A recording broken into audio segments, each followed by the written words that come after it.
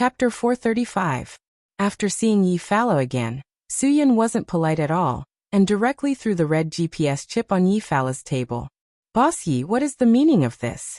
If we don't even have the most basic trust, how can I dare to cooperate with you? After seeing the GPS chip, Yi Fala was startled, but her expression didn't change at all. Alright, I admit that I didn't do it properly, but you should understand me. Trust is built on the basis that there is no betrayal. I need to make sure that you are really helping me. Suyin, there is a saying that caution is the parent of safety. It is very appropriate to use it in our line of work. Suyin stared at Yi Fala and didn't say anything. Obviously, he was using his actions to tell Yi Fala that he wasn't satisfied with her answer. He needed a more reasonable explanation and comfort. I owe you. Yi Fala suddenly smiled and walked tenderly in front of Suyin. With hazy eyes and brows, she said, "What else do you want to do? I'll help you. I'll satisfy you. Just take it as me repaying this debt. This should be fine, right? What do you want me to do for you?"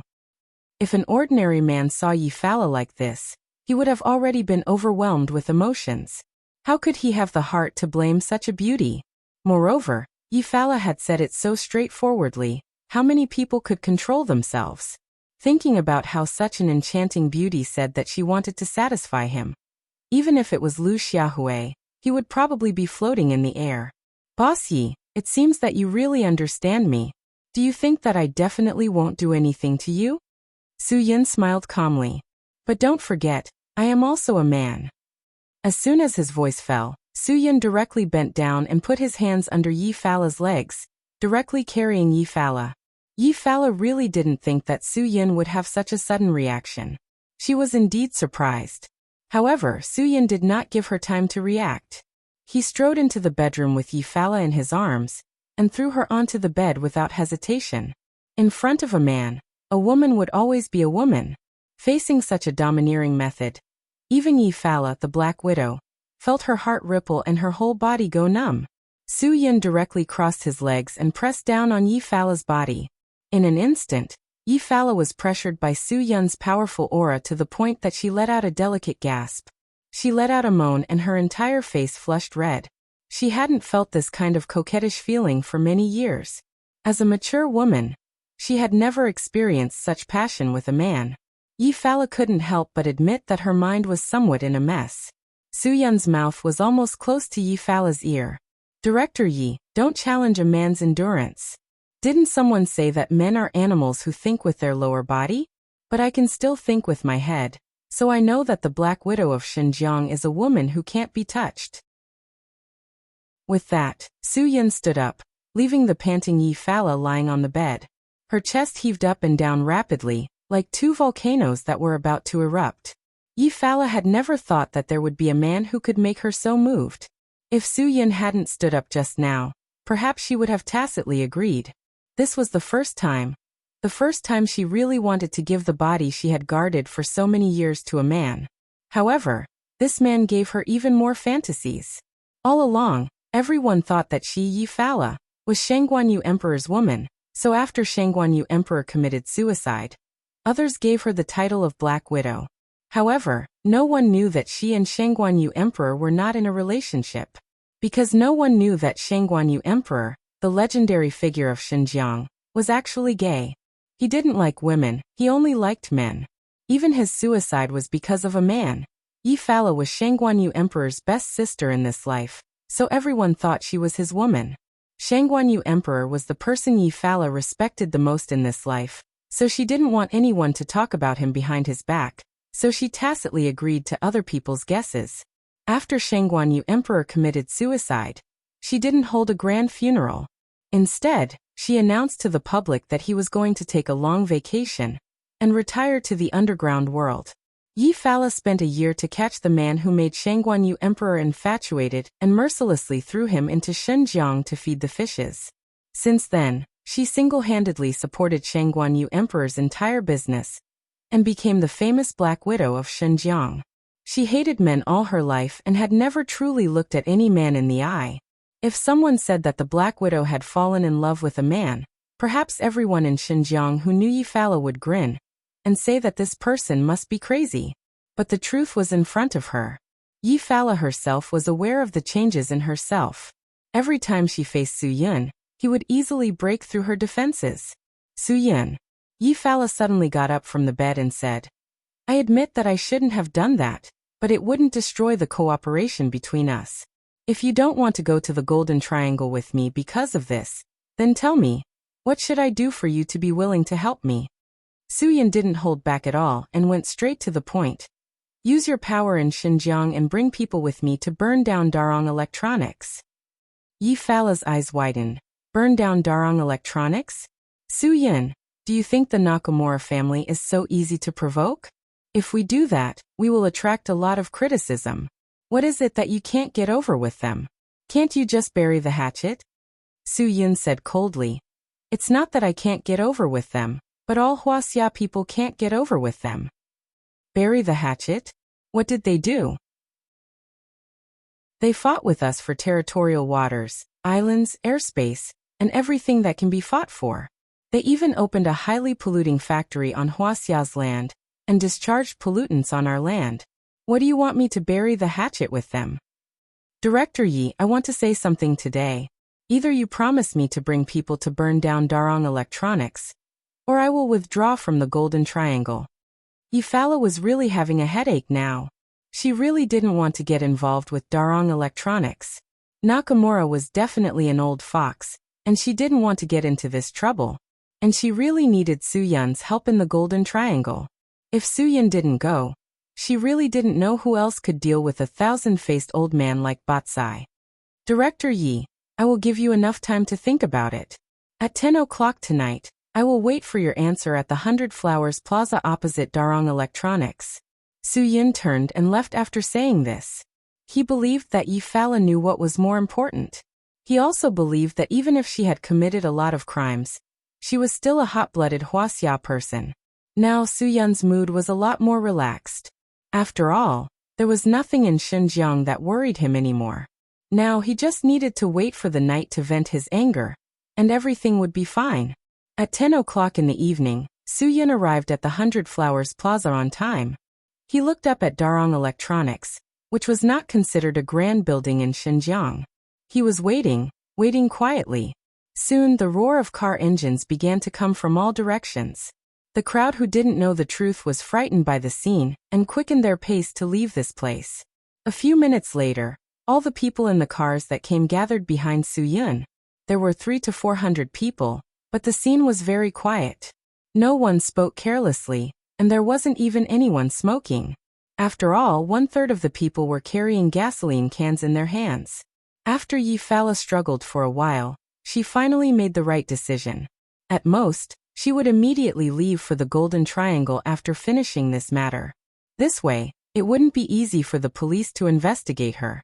She asked Madman to gather all the brave and daring brothers who didn't care about their lives. The gasoline that these people brought was also prepared by Yi Fala.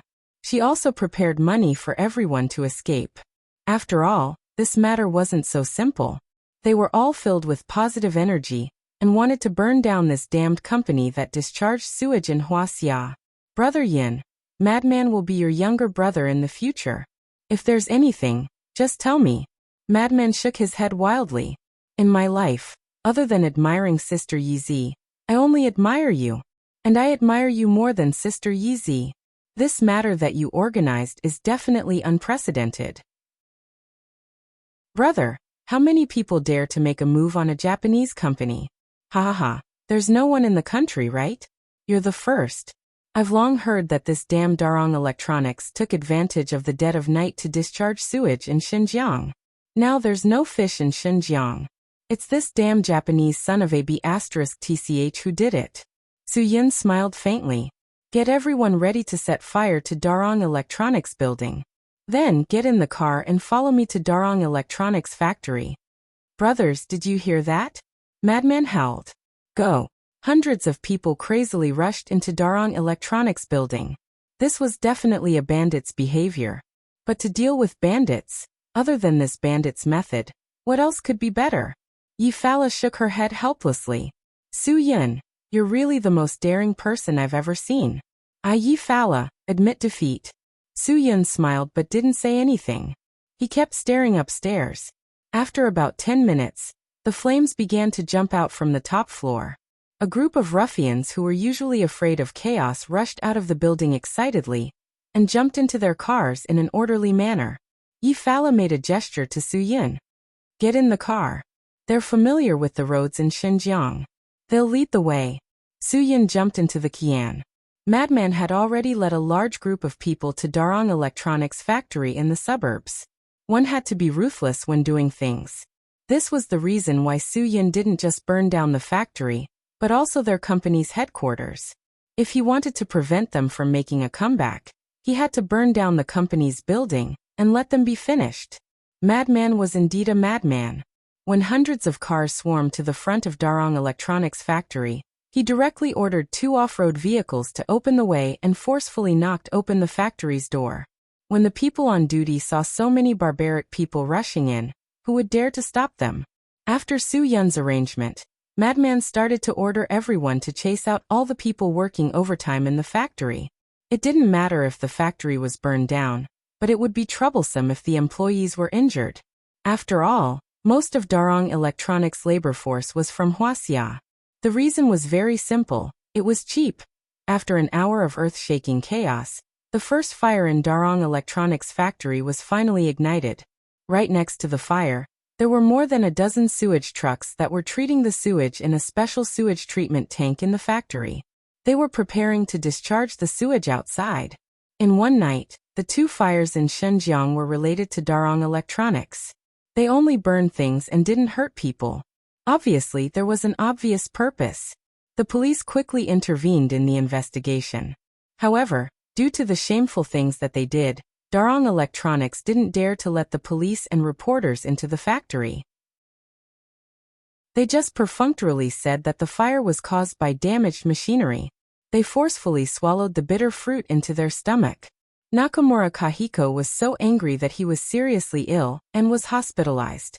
First, his son's descendants were cut off, and then his factory and company were burned down. Who on earth had such a deep hatred for him? He lay on the hospital bed and racked his brains, but he still couldn't figure it out. In fact, all the hot-blooded Huaxia people had an indelible hatred for Dongying people like him, who were unrepentant and shameless.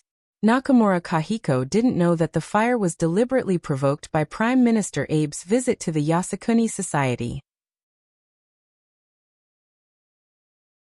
Chapter 436. Su-yun sat in the car all the way to the south. Other than going to the toilet, he didn't even get out of the car to eat or sleep. The 2 drivers in the front row took turns to drive and didn't stop halfway. Su-yun only had one thought in his heart.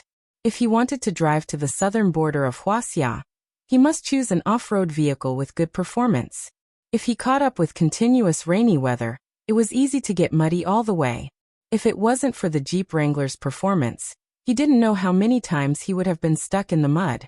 To be honest, those million-level Q7, X6, G-Class Benz, Range Rover or Escalade were definitely not as good as this pure off-road vehicle that was less than 600,000 yuan in this kind of bad road conditions. But then again, this car really didn't have any comfort to speak of. Su-yun's back was aching all the way. She didn't even know how she persevered for the past few days. Fatigue, weariness, and tiredness were the 3 biggest feelings in Su-yun's heart now. Are we almost there? Su-yun's patience was almost exhausted. It was already late. Once the night fell, everything would be more difficult to move forward. After Xinjiang angrily burned Darong Electronics, they ran out without stopping. Although Su-yun was very clear that Nakamura Kahiko didn't dare to let the police intervene in the investigation, because he did a lot of unspeakable things in the Darong Electronics factory. Yi-Fala and the others didn't know. Su-yun couldn't make it too clear, so he could only set off with them in a hurry. Yi-Fala chose to be in the same car with Su-yun for many reasons. The main reason was that she would feel safe beside Su-yun. Regardless of whether she was Xinjiang's Black Widow or not, in the end, she was just a woman. A woman would hope to have a man who could give her a sense of security. No matter how strong a woman was, it was the same. In response to Su-yun's question, Yi-Fala could only throw it at the driver. Are you on the right path? We have already passed the checkpoint of the forked river. The river in the north is the Nala River. We will go west along the river and soon reach the border. That place is the junction of Huaxia, Laos and Myanmar. There are a lot of jungles. If we want to find a safe place to pass, we may have to take some detours. The driver's reply gave Suyin hope. Finally, they were almost there.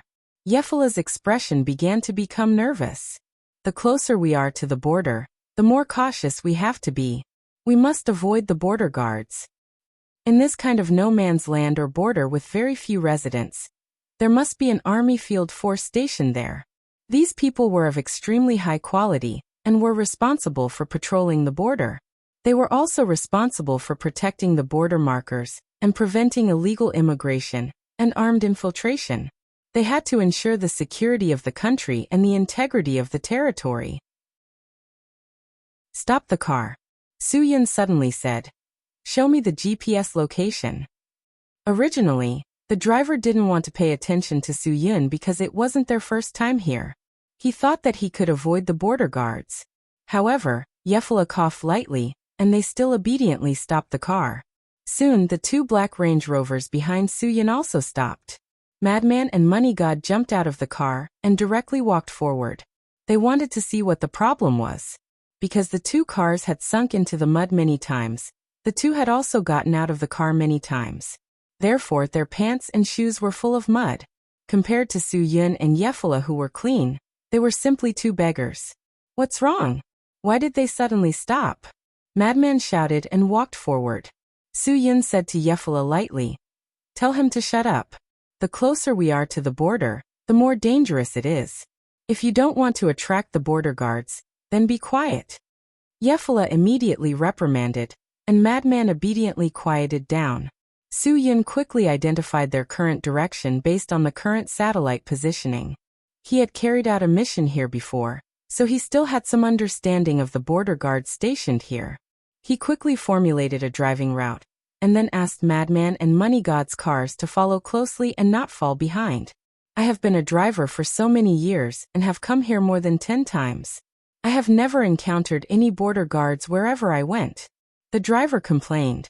I don't know what road you are taking, but I believe that my road will definitely not have a problem. Suyin was too lazy to argue with him. Maybe he was lucky. After all, the border was so long. If he was careful, it wouldn't be difficult to fool around in places that were difficult to pass. However, there were 3 cars now. It was more or less obvious. They had to find an absolutely safe road. The road Suyin found was definitely a super lousy one. It made the 2 Range Rovers creak, but they finally passed the border smoothly. This area was the territory of the Golden Triangle. Suyin was very clear about what might happen next. But no matter what happened, he was ready to face everything. Whether there was a wolf or a tiger, Suyin would not retreat. He vowed to break this poisonous nest. Thinking that his brothers might be late by a day, Suyin could only try to suppress his surging emotions. Once they passed the border, Yefala used the satellite phone to contact Batchai. According to the GPS, Yefala told Batchai where they were. Batchai told them to wait for a while. He would arrange for someone to pick them up. The following wait was the most boring. There were a lot of mosquitoes in this damned place, and they were especially poisonous. Especially now that the sky had turned dark. Yefala wrapped his entire body tightly, so that he wouldn't be bitten. Suyin was a big man, so it didn't matter. Besides, although his skin looked white and tender, it was actually rough and thick. Very few mosquitoes would choose to bite Suyin's muscles that couldn't be bitten. This made Madman and Money God suffer. Although the 2 of them didn't stop slapping, they were still bitten by dozens of small red packets. Why aren't these dogs here yet? I'm about to be bitten to death. Sister Yefala, that bastard Batchai isn't playing with us, right? Madman couldn't take it anymore. He tried to use heroin to control the itchiness of the red packets on his body, but the mosquitoes kept harassing him. He couldn't even take the powder in peace. Money God also couldn't take it anymore. Looking at the moon that was about to hang up, he had an indescribable worry. Yeah, it's been more than 2 hours and no one has come to pick us up. This really doesn't make sense. As a heroin refining expert, it was understandable that the god of fortune was brought to the Golden Triangle. Although the madman could distinguish the purity of the goods, he had to consume it to know. This time, Yi Farah wanted $66 million worth of goods, which was equivalent to more than 400 million renminbi. 800,000 grams of heroin was more than 800 kilograms. If the madman had to distinguish it, then the madman would definitely die here. Therefore, Yefala needed money god's help. Let's wait a little longer. If they rushed over from the Thai border, it would take at least an hour. It had probably rained for many days here, so it was understandable that the road wasn't easy to walk. Yefala was much quieter. The rainy weather didn't make her mood very good, but she was already in someone else's territory, so of course she would be more passive. Golden Triangle, gloomy night, rainy weather, countless mosquitoes. Any one of these things that they were facing would give them a headache, but now that they were all piled up together, anyone would feel depressed and unhappy. Everyone was waiting. They were all enduring it. Everyone placed their hopes on the person who came to pick them up. Another long hour passed, and even Yefala couldn't take it anymore. It was already 10 o'clock at night, but the person that Barchai arranged to pick them up still hadn't arrived. At this moment, Yefala's satellite phone in the car rang. She hurriedly picked it up, and sure enough, it was Barchai's voice. Yefala had some faint anger. Barchai, what are you doing? Where are your people? It's been 3.5 hours. Why aren't your people here yet? Miss Yi, don't be so anxious. You're anxious, but I'm also anxious. The people I sent just gave me news that they're stuck in a mud pit and can't get out of the car. It's so dark at night, and there's no way to get help, so we can only wait until tomorrow morning. Barchai's words completely made Yefala's heart lose all hope. Then what do you mean? You want me to spend the night in the wilderness? Yefala tried her best to control her breathing. Barchai, if you want to mess with me, I don't have any objections, but don't go overboard. When we were in Xinjiang, I didn't deliberately find the police to mess with you. You don't have to mess with me like this. Miss Yi, look at what you're saying. Am I, Barchai, that kind of narrow-minded person? Of course, I don't want such a sexy beauty like Miss Yi to sleep in the wilderness. But things have already happened, and I have no way to control or change it. I can only hope that Miss Yi will forgive me. If it was in Xinjiang, Yefala would definitely swear, but in the Golden Triangle, she chose to endure. She knew when to endure and when not to. Okay, then I'll wait for you. Tomorrow morning at 10 o'clock, I'll give your people 12 hours. If your people aren't here yet, then our deal will be completely cancelled. I don't want that $16.5 million, but don't think about your goods entering the mainland in the future. I mean what I say. Miss Yi, don't be angry. I'll definitely get my people here as soon as possible. Don't ruin the harmony between us because of this. When Barchai heard Yefala's ruthlessness, he more or less had some doubts. After all, the mainland market was too big. After hanging up the call with Barchai, Yefala was already powerless to say anything. She only said faintly, "Stay up all night." Frenzy wanted to complain, but he was glared back by Yefala's gaze. Faint sadness was written all over Fortune God's face. This was destined to be the most sleepless night in his life. He must close the car's doors and windows tightly before sleeping. Otherwise, he was afraid that he would be eaten by mosquitoes tomorrow. Su Yun smiled faintly.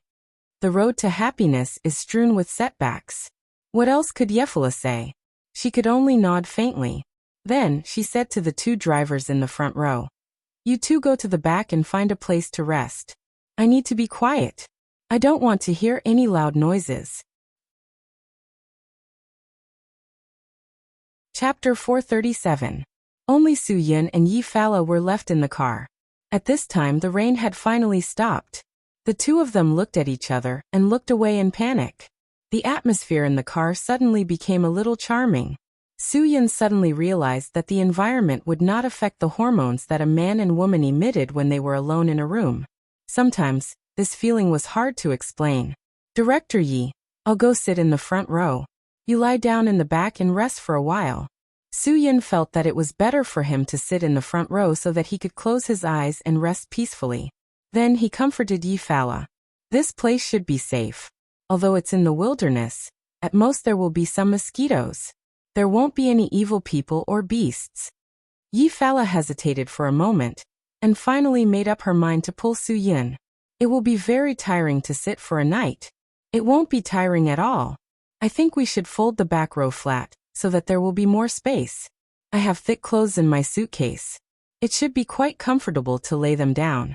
Although the environment is a little bad, I think we need to have enough rest. Su-yin was startled. He admitted that his heart was a little shaken just now. Isn't this not too good? I'd better go in front. At this time, there was no need to be so particular. Yi-Fala said, after all, we are not in Xinjiang now. The Golden Triangle is not our territory. We must have sufficient mental and physical strength to deal with Batshai. Perhaps today's matter was deliberately arranged by Batshai.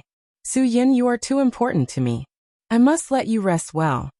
Since she had said this, Su-yin did not refuse. If he continued to refuse, it would be a little pretentious. He directly got up and folded the back row flat. The space in the off-road vehicle was relatively spacious. Therefore, the back row was really enough for two people to lie down and sleep. Yi-Fala took her suitcase from the back row directly to the driver's seat. Then, she took out a thick set of clothes and laid them down. Compared to Su-yin, who came empty-handed, Yi-Fala had to bring clothes and cosmetics. The two of them lay in the car, and for a moment, neither of them spoke. Su-yin closed his eyes and tried his best to fall asleep, but he could feel a special surge in his heart. That's right, this feeling was the feeling of stage 3 perfection. Su-yin was a little surprised. Ever since he had unknowingly broken through to the third order of the super expert realm, he didn't have any cultivation at all. Yet in just a few short days, his third order mental state had actually reached perfection. He somewhat missed Guagua. Su-yin wasn't hoping to use Guagua to break through, he was worried. Su-yin. Yi-Fala called out softly, interrupting Su-yin's thoughts. I'm a little scared. Su-yin was stunned for a moment. Even Xinjiang Black Widow had moments of fear. He didn't think that there was anything in the world that could scare this woman. Mr. Yi, you're joking again, right? Can you call me Fala? Yi-Fala's voice actually carried a hint of coquettishness. Actually, I don't like being called Mr. Yi at all, really. It wasn't that Su-yin couldn't say it, but he felt that he shouldn't be so close to Yi-Fala. That was why he kept calling her Mr. Yi, to maintain a sense of distance. But now that the two of them were lying together, with less than 10 centimeters apart, there was no need to talk about a sense of distance. Fala. Yi-Fala replied with a little girlish smile on her face. Your voice is really nice to hear. Mr. Yi. No, Fala, rest early. Tomorrow, Barkai's people might rush over very early. Su-yin was really afraid that he wouldn't be able to control himself. Yi-Fala definitely knew how to use witchcraft. To be able to make her temperament so pure and innocent. It was as if she wasn't the same person as before. While Su-yin wasn't paying attention, Yi-Fala actually plunged her head into Su-yin's embrace. Her whole body was tightly stuck to Su-yin's body. The two extremely elastic and gentle lumps on her chest were also forcefully squeezing over, causing Su-yin to be unable to breathe. Without waiting for Su-yin to adapt to the upper body's attack, Yi-Fala's two legs clamped onto Su-yin's legs like an octopus, coiling Su-yin's entire body on her body. Su-yin was like a mummy, not daring to move for a long time. This was the gentleness of a woman. His nose was filled with Yi-Fala's alluring body fragrance. Su-yin could only silently chant the Diamond Sutra in his heart. Otherwise, no one would be able to endure this, right? For an entire minute, Yi-Fala just hugged Su-yin like this. Su-yin's heart was on the verge of exploding. Finally, his desire broke through the usually rational Su-yin. He suddenly reached out and grabbed the lumps of gentleness on Yi-Fala's chest. Yi-Fala seemed to be completely unaware that Su-yin would suddenly make a move. She couldn't resist the intense stimulation of her hormones. A moan sounded in Su-yin's ears, directly causing Su-yin's entire body to go numb. In the illegal area of the Golden Triangle, settling Yi-Fala meant settling all the internal conflicts and suspicions. Su-yin would just treat it as sacrificing himself for justice. Su-yin's hand began to circle downwards. When he finally found the hem of her clothes, and was about to directly break through the diaphragm for intimate contact, a series of banging on the door sounded. It was as if the two of them were caught in the act of adultery. They immediately sat up. Su-Yun's brain buzzed and cold sweat broke out. This was too exciting. If it wasn't for Su-Yun's courage, he would definitely be scared to the point of having problems, leaving behind a permanent illness. Yi-Fala seemed to be particularly anxious. Her voice also regained its coldness as she angrily asked, "Xiao Yi, Xiao Yi. There's trouble." God of Fortune's voice sounded uneasily outside. Yi-Fala really wanted to kill this person with a knife, interrupting the feeling of reliving her teenage dream. If it wasn't for God of Fortune's sudden interruption, she was afraid that she would really allow Su-Yun's hands to invade her body, and allow Su-Yun to explore those forbidden areas that had never been touched by anyone before. But all of this teenage dream was interrupted. "What's the fuss about?" Yi-Fala said impatiently. After Su-Yun calmed down, he was suddenly shocked. He felt a strong sense of crisis all around him. That sense of crisis was so strong. Not good. "I'm afraid we're in trouble." Hearing Su-Yun's words, Yi-Fala suddenly realized that they weren't on the gentle bed in her Xinjiang villa, but in the wilderness of the Golden Triangle, where danger lurked everywhere. Yi-Fala slightly tidied up her clothes. The moment she pushed open the door and got out of the car, she saw 5 strong men armed with firearms slowly walking towards them from less than 50 meters away. At this time, Su-Yun also jumped out of the car. Although it was late at night, he could still see the camouflage uniforms on these people. He knew that they had encountered the armed members of the mercenary group. "Hey brother." Su-Yun didn't waste any time. He directly shouted at these people in English, "We're all on the same side, don't shoot." When these people heard Su-Yun's shout, they immediately raised the assault rifles in their hands, and then slowed down their footsteps. Su-Yun's shout really scared Money God. Money God was anxious and uneasy. "You don't want to live anymore. Can they understand you if you speak English to them? What kind of international joke is this?" This place had been colonized by Great Britain for hundreds of years. English was the same as the local language, it was their official language. Money God didn't understand this history, and Su-Yun was too lazy to explain it to him. Moreover, the people opposite them were obviously mercenaries. If they were mercenaries from outside, if they didn't know a bit of the local language or English, they wouldn't be able to survive. "Raise your hands." Among the few people who slowly walked over, one of them immediately issued a warning in English. This time, Money God was finally convinced. Su-Yun signaled for them to cooperate and raise their hands. However, Madman obviously didn't intend to cooperate. He glared and shouted, "Raise your hands, doesn't that mean you're surrendering?" "I'm a man, why should I surrender? I'd rather die than surrender." Before Madman shouted again, the other side had already fired 2 bullets at the ground in front of Madman as a warning. Madman was speechless. He was really going to F*King shoot. He finally understood why the Golden Triangle was a forbidden area. In this place, one must always remind themselves that they were no longer in the mainland. "Madman, they have guns in their hands. If they don't get close, it'll be difficult for us to deal with them." Su-Yun whispered, "Listen to them. When they come to us, we'll have a chance." After Madman understood Su-Yun's meaning, he immediately raised his hands high and shouted at the 5 people, "Raise your hands, raise your hands. Don't shoot. If there's anything, we can talk about it. If there's something, we can talk about it slowly." When the 5 armed men saw that all of them had raised their hands, they relaxed a little. However, they still held their guns and didn't put them down. When they slowly approached, Su-Yun and the others saw that the 5 of them were a fair-skinned man with blue eyes, a dark-skinned man with triangular eyes, a bare-chested man with light brown skin, and 2 dark-skinned twins who looked exactly the same. Obviously, this was the kind of international mercenary group. They came from all over the world. Wherever there were benefits and wars, they would mingle there. They earned money from wars, and their trump card was their own life. "Where are you from? What do you do?" the bare-chested man with light brown skin asked in fluent English. Su-Yun quickly adapted to his role as a negotiator. "We came from the mainland. The purpose of coming here is, of course, to buy better and purer goods. If we offend your base, we will leave immediately and will not continue to disturb you." The white man suddenly said, "You have offended us. You want to leave immediately? I'm afraid it's not that easy, right? I can pay you. Yefala's English was not bad. If the problem could be solved with money, it would not be a problem. She was indeed too careless this time. She always thought that she would be able to contact the people from Barchai after arriving at the Golden Triangle, so she didn't expect these troubles at all.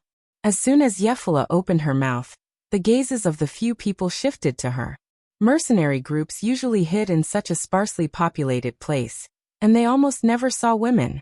For these hungry men, even if a woman who looked like a sow appeared, they would be excited for half a day, let alone a woman like Yefala, whose beauty was unparalleled in the entire Golden Triangle. After seeing the woman, the eyes of the 5 people flashed with a dazzling light.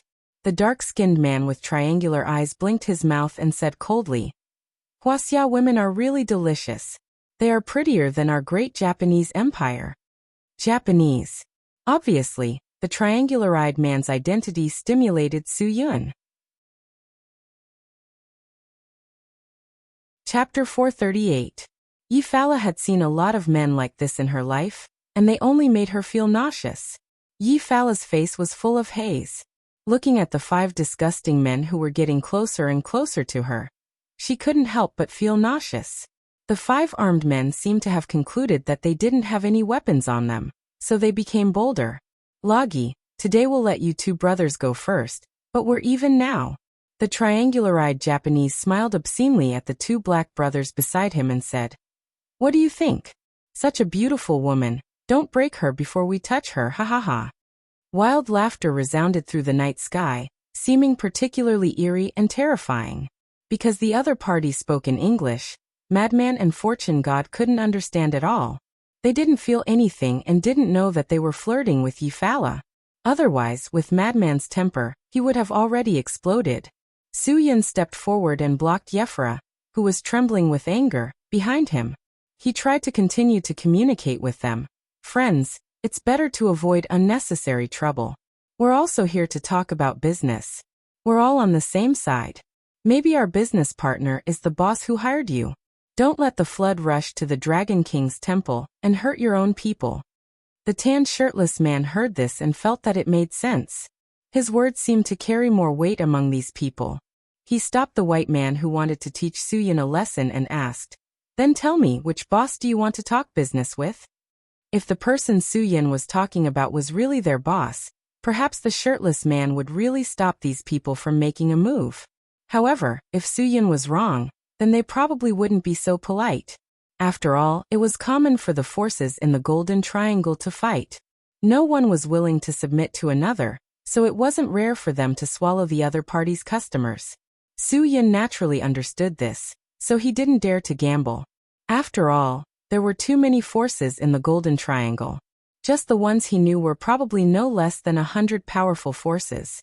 For this multiple-choice question, the probability of getting the right answer was really, really low. "We're here to trade with Batchai." Yefala suddenly opened his mouth and said, "I don't care if you are bot-size people, but I'm warning you, if you dare to touch us, Batsai will not let you go." When the 5 of them heard Barkai's name, they sighed. But then the white man seemed to think of something. "Impossible. If you're here to make a deal with Boss Barchai, why didn't Barchai arrange for someone to pick you up? Do you think we'll be fooled by a powerful boss? Even if you are bot-size guests, Batsai should know the rules. If you can't take your people away before nightfall, then don't blame us for being merciless." That's right, Pulia is right. It was already late at night. Anyone could touch a guest who had not been picked up. This was the rule of the Golden Triangle. The triangular-eyed Japanese dog seemed to be afraid of missing the fishy smell of a woman he had not seen for a long time. He hastily said, "Even if they are bot-size guests, Batsai did not follow the rules, so they can't blame us. At most, they would just kill them to silence them." The pair of black twin brothers seemed to have no intention of stopping this matter. The few of them talked back and forth. Finally, the shirtless man seemed to have made up his mind. He said coldly, "Since you have already fallen into our hands, we only have one path for you to go.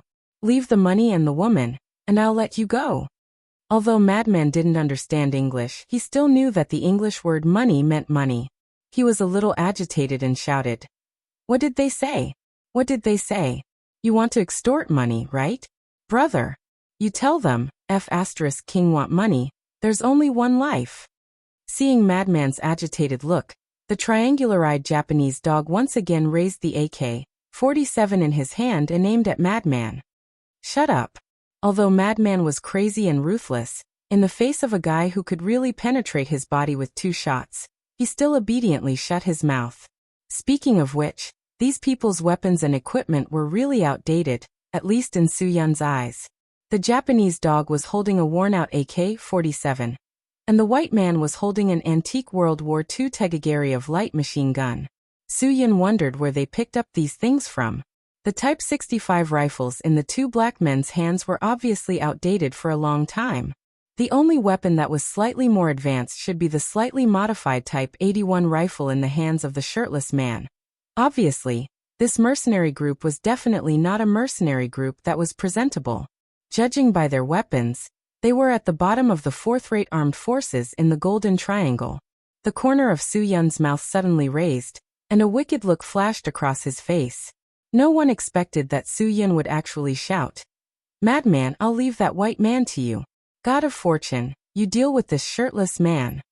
As soon as he spoke, Soo-Yun had already kicked the AK-47 out of the triangular-eyed Japanese dog's hand. Before he could react, Soo-Yun had already kicked him in the face. The triangular-eyed Japanese bastard was kicked 360 degrees by Soo-Yun and fell to the ground. The moment Soo-Yun made his move, the other people on the other side turned pale with fright. The 2 black men immediately raised their rifles, but Soo-Yun bent down and grabbed 2 handfuls of mud from the muddy ground and directly threw it at the 2 black men's faces. Now their iconic big white teeth were no longer white in the dark. Upon receiving Soo-Yun's order, Madman didn't hesitate to pounce in front of the white man. His knees pressed down on the white man's shoulders, and he angrily slammed his palm on the white man's forehead.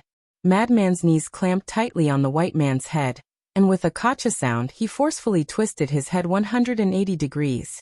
Money God, who didn't have any offensive power, didn't dare to face the shirtless brown-skinned man. Just as he was hesitating, the shirtless man had already raised the rifle in his hand and aimed at Soo-Yun's back. The moment he pulled the trigger, he suddenly felt a gust of cold wind from his lower body. Immediately after, the pain of his balls being torn apart made him realize that he should never underestimate a woman in his life. Yi Fala's swift and violent kick directly kicked the 1.9-meter-tall shirtless man to the ground. She also took the opportunity to snatch the rifle in his hand, raised it, and viciously smashed it on his temple. At this time Madman, who had dealt with the white man, pounced forward and directly pressed the unconscious shirtless man's head into the mud. Soo-Yun took advantage of the fact that the 2 black men's eyes were covered by mud to lightly hook the guns in their hands and let them directly aim the muzzles at each other's heads. In this situation where they couldn't see anything, their first reaction was to pull the trigger.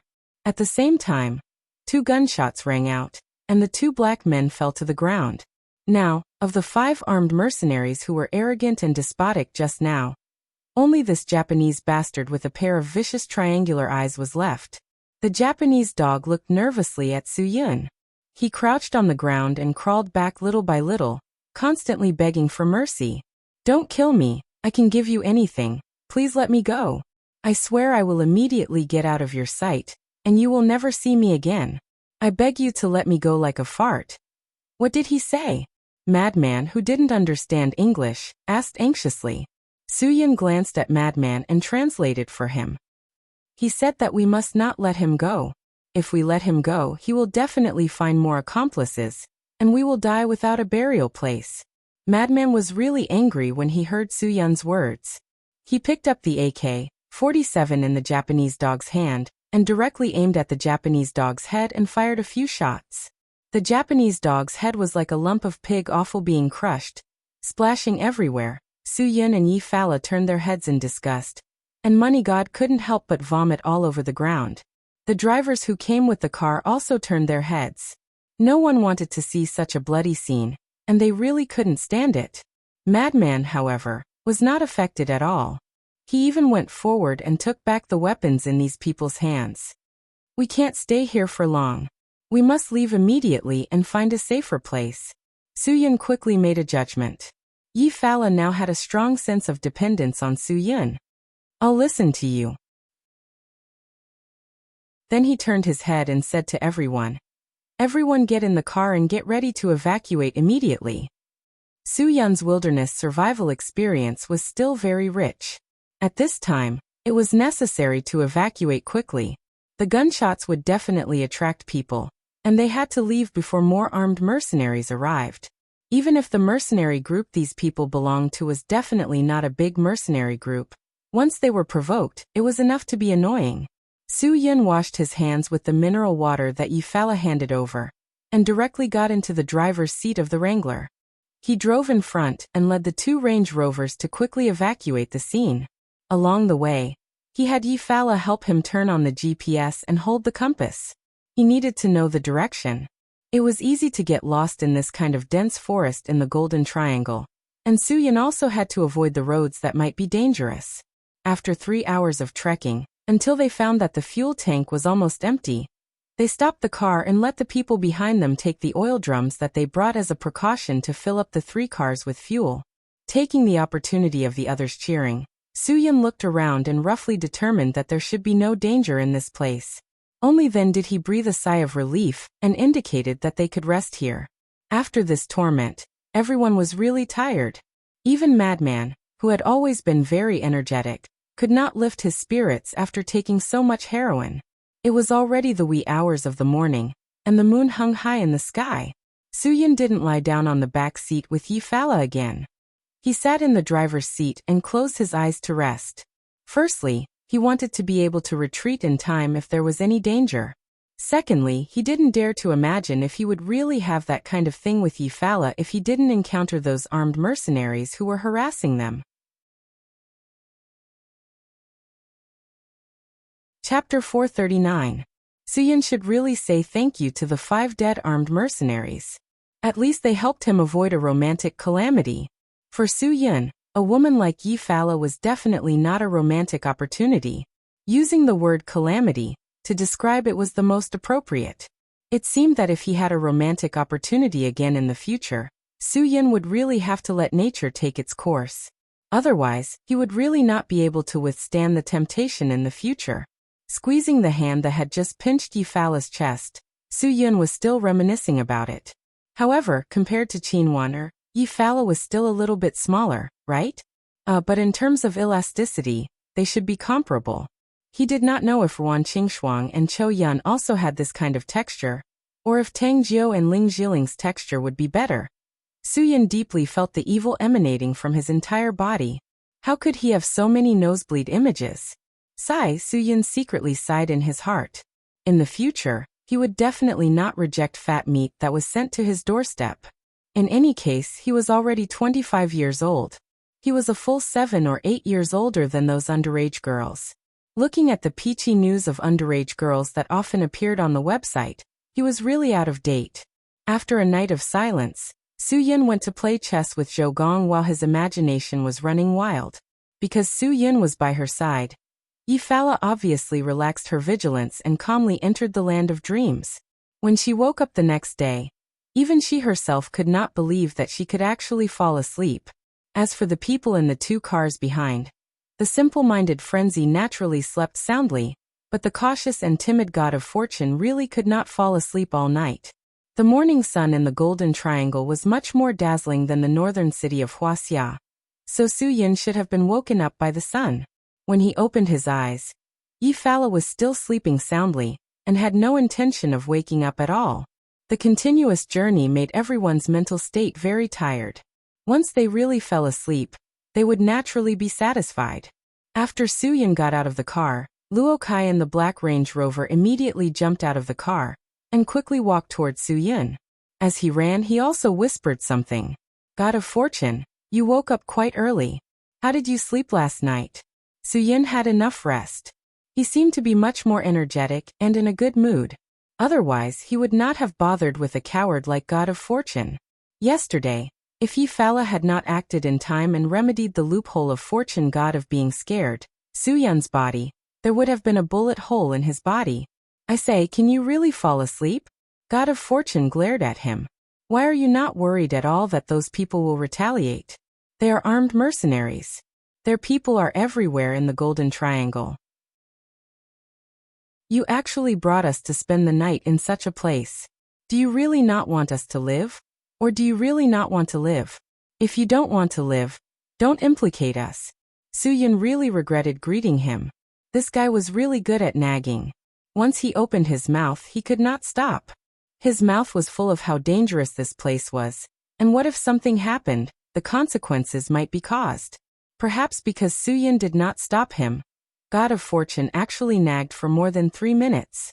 Let me tell you, you have not been to the Golden Triangle, but I have. There is no safe place in this place at all. Those armed mercenaries are everywhere. Finally, Soo-yun could not bear it anymore. He suddenly raised his hand and made a gesture of wanting to slap God of Fortune. God of Fortune was so scared that he directly swallowed his unfinished words into his stomach. He staggered back a few steps. Seeing that Soo-yun was just scaring him, he finally stopped. Soo-yun put the raised hand on the back of his head and scratched his hair. He stared and asked, "Are you done?" God of Fortune was nervous and said cautiously, I'm done. There is nothing else you want to say, right? Soo-yun confirmed again. If you have anything to say, you'd better say it all at once. Then shut your mouth obediently in the future. Seeing God of Fortune's sullen face, Soo-yun looked up and said to himself, I hate the sparrows chirping in my ear early in the morning the most. After saying that, Soo-yun raised his hand and waved. The small stone he picked up in his hand shot down a sparrow from the tree. With a whoosh, countless birds and beasts were startled and fled madly. God of Fortune swallowed a mouthful of saliva, thinking that the stone in Soo-yun's hand was like a bullet. It was safer for him to obediently follow behind Yi-Fala. Yi-Fala was awakened by the conversation outside. She rubbed her hazy eyes and opened the car door to walk out. She looked up at the sun. Since they drove out of Xinjiang, it had been rainy all the way, including last night. It had been raining for many days since she saw the sun. Yi-Fala's mood was particularly excited. What's wrong, Soo-yun? Yi-Fala tucked her messy long hair behind her ears. Her whole body exuded seductive hormones. Nothing. Soo-yun smiled slightly. Just teaching the chirping sparrow a lesson. Are you awake? Today's weather is good. It's good to rest a little more. Seeing that Yi-Fala was awake, God of Fortune hurriedly walked towards her. Boss Yi, I think you should hurry up and contact Barchai. If we encounter some armed mercenaries again, wouldn't that be? Cough cough. Soo-yun suddenly cleared his throat, cutting off God of Fortune's words. Soo-yun didn't like to jinx it at all, so he especially hated God of Fortune's messy words. Yi-Fala stretched her waist. Okay, I know. Then let me wash up first. Women were particular.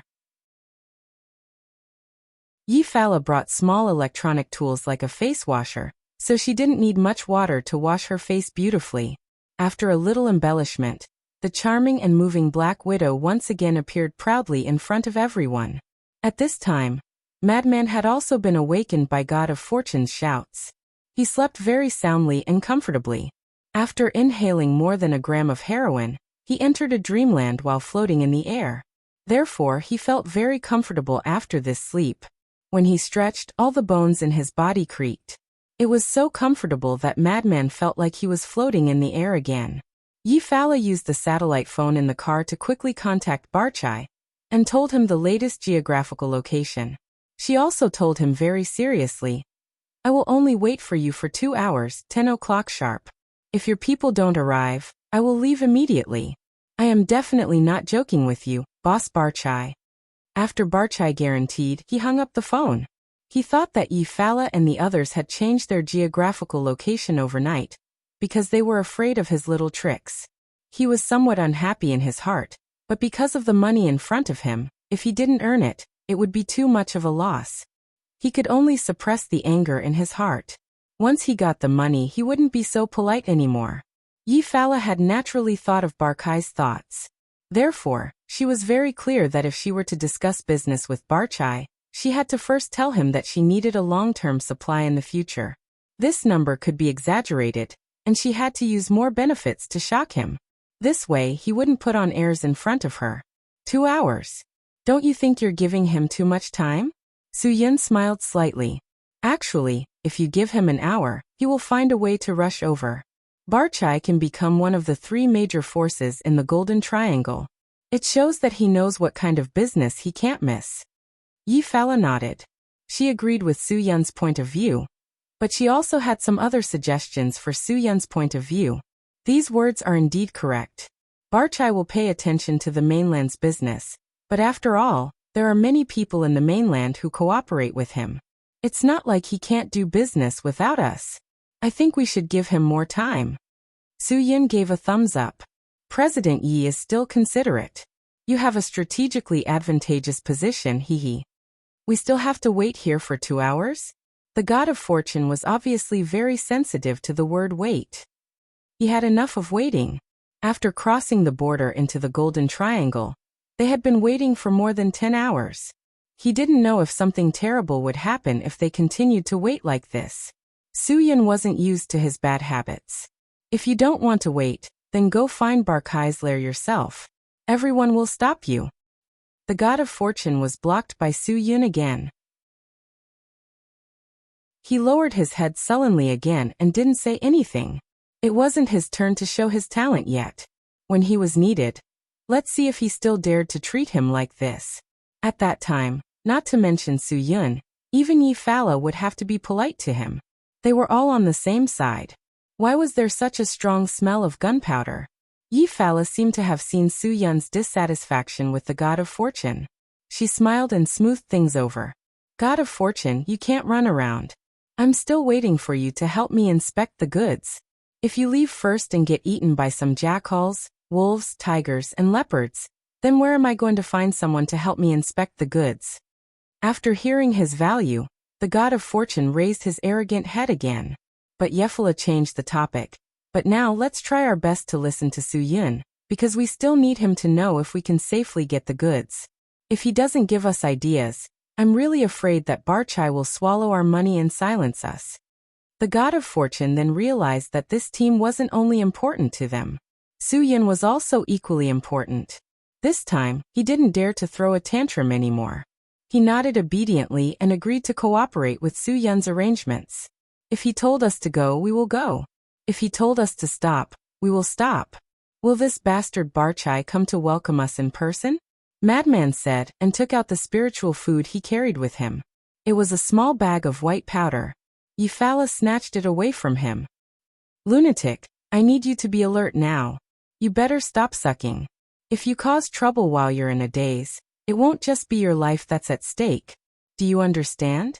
Madman pursed his lips. He was a little unhappy, but he didn't dare to disobey Yi-Fala. Okay, I understand. Sister Yi, then give it back to me.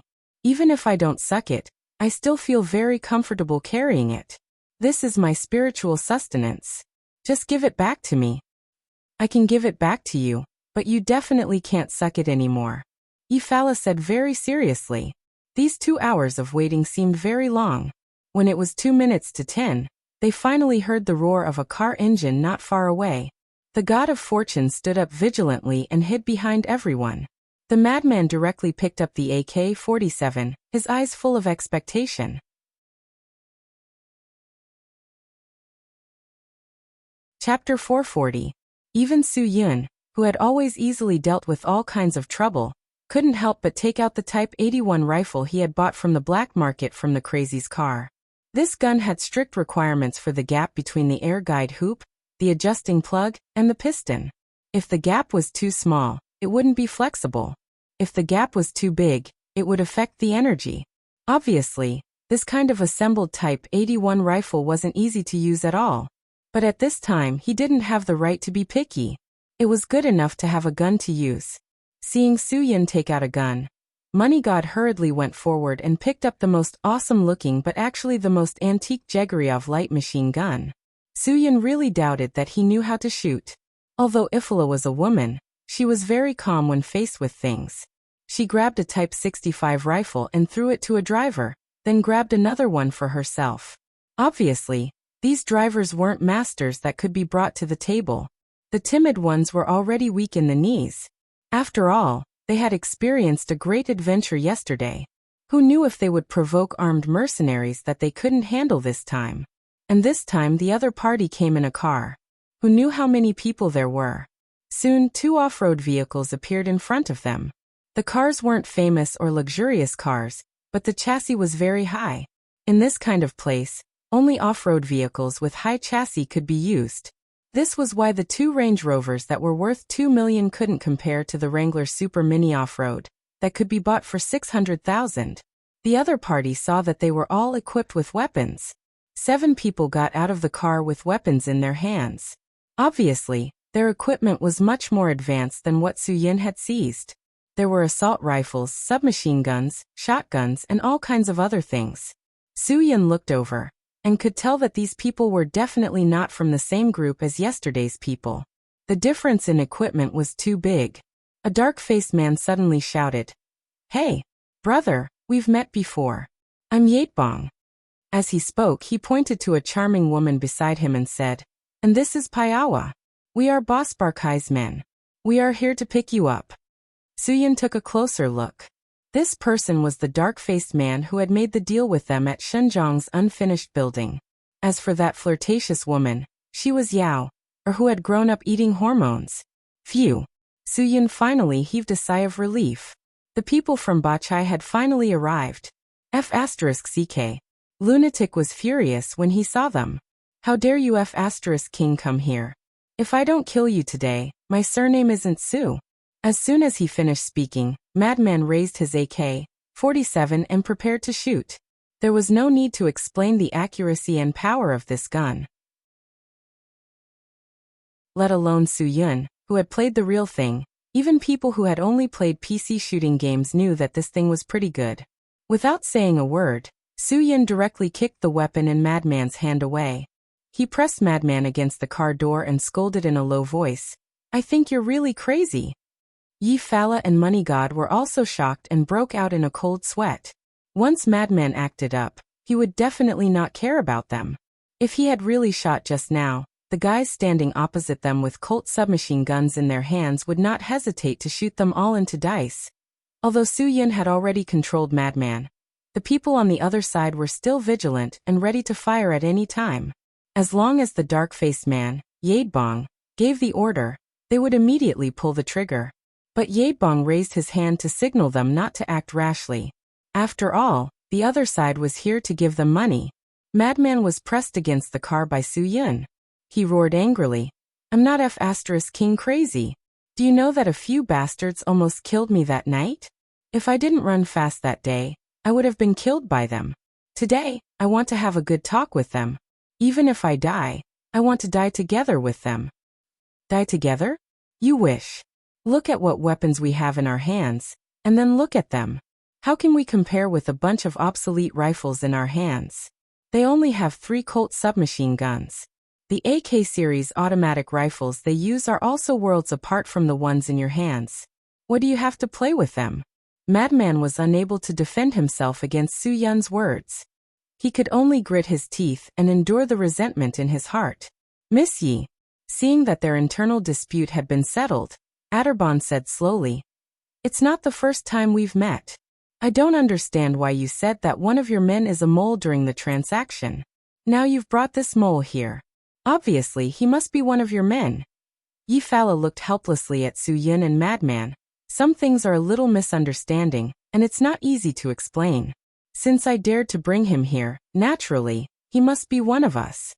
Yatebong smiled. "As long as he's one of us."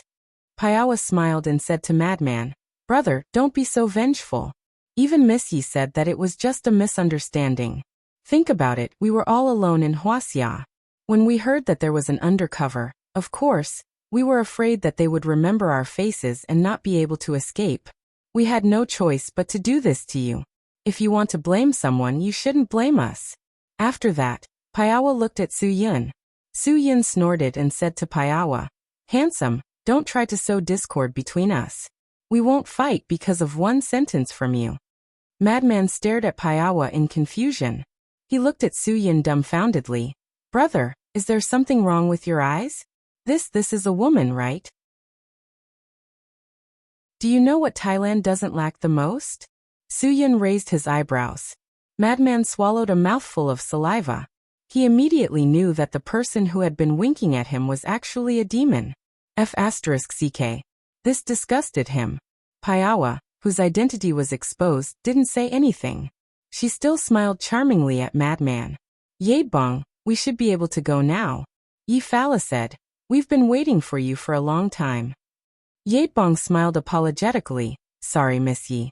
You should know by looking at our car that it wasn't easy for us yesterday.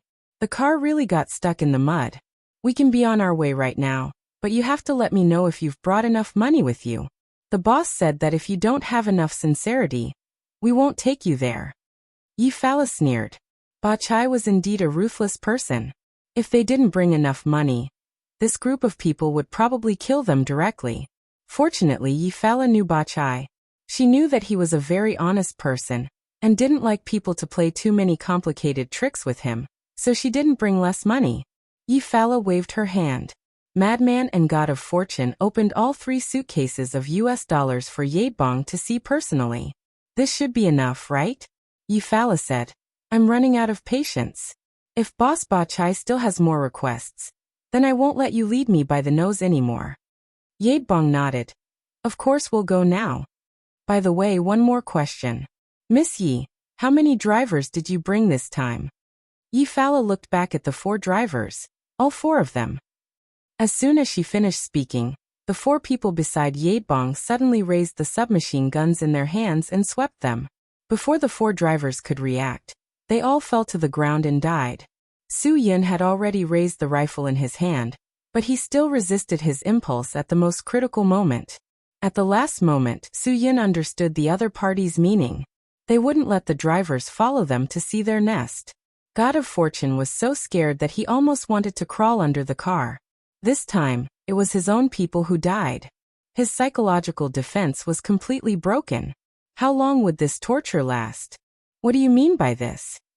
Yi Fala suppressed the anger in her heart. After all, it was 4 lives. Even if she was the Black Widow, she really couldn't stand it anymore. Yebong motioned the people beside him to put down their guns. I'm sorry, Miss Yi, this is our boss's order. If we don't follow the boss's order, we will end up like the 4 of them when we go back. I hope you can understand our difficulties. We don't want this to happen either. We really have no choice. It's really not easy to make a living in the Golden Triangle. Yi Fala still wanted to flare up, but Su Yun reached out to pull her and whispered, since it has already happened, it's hard to explain it to them. We'd better go see Ba Chai as soon as possible to avoid more unexpected situations like this. It's not too late to question Ba Chai when we see him. Yi Fala knew that Su Yun's words were reasonable. She suppressed the anger in her heart. On the ground of the Golden Triangle, countless people died every day. Yi Fala silently prayed for the dead people in her heart. Yebong reached out and made a gesture of invitation. We'll lead the way. Please, Miss Yi. Yi Fala didn't even look at him. I'll take my own car. You just lead the way.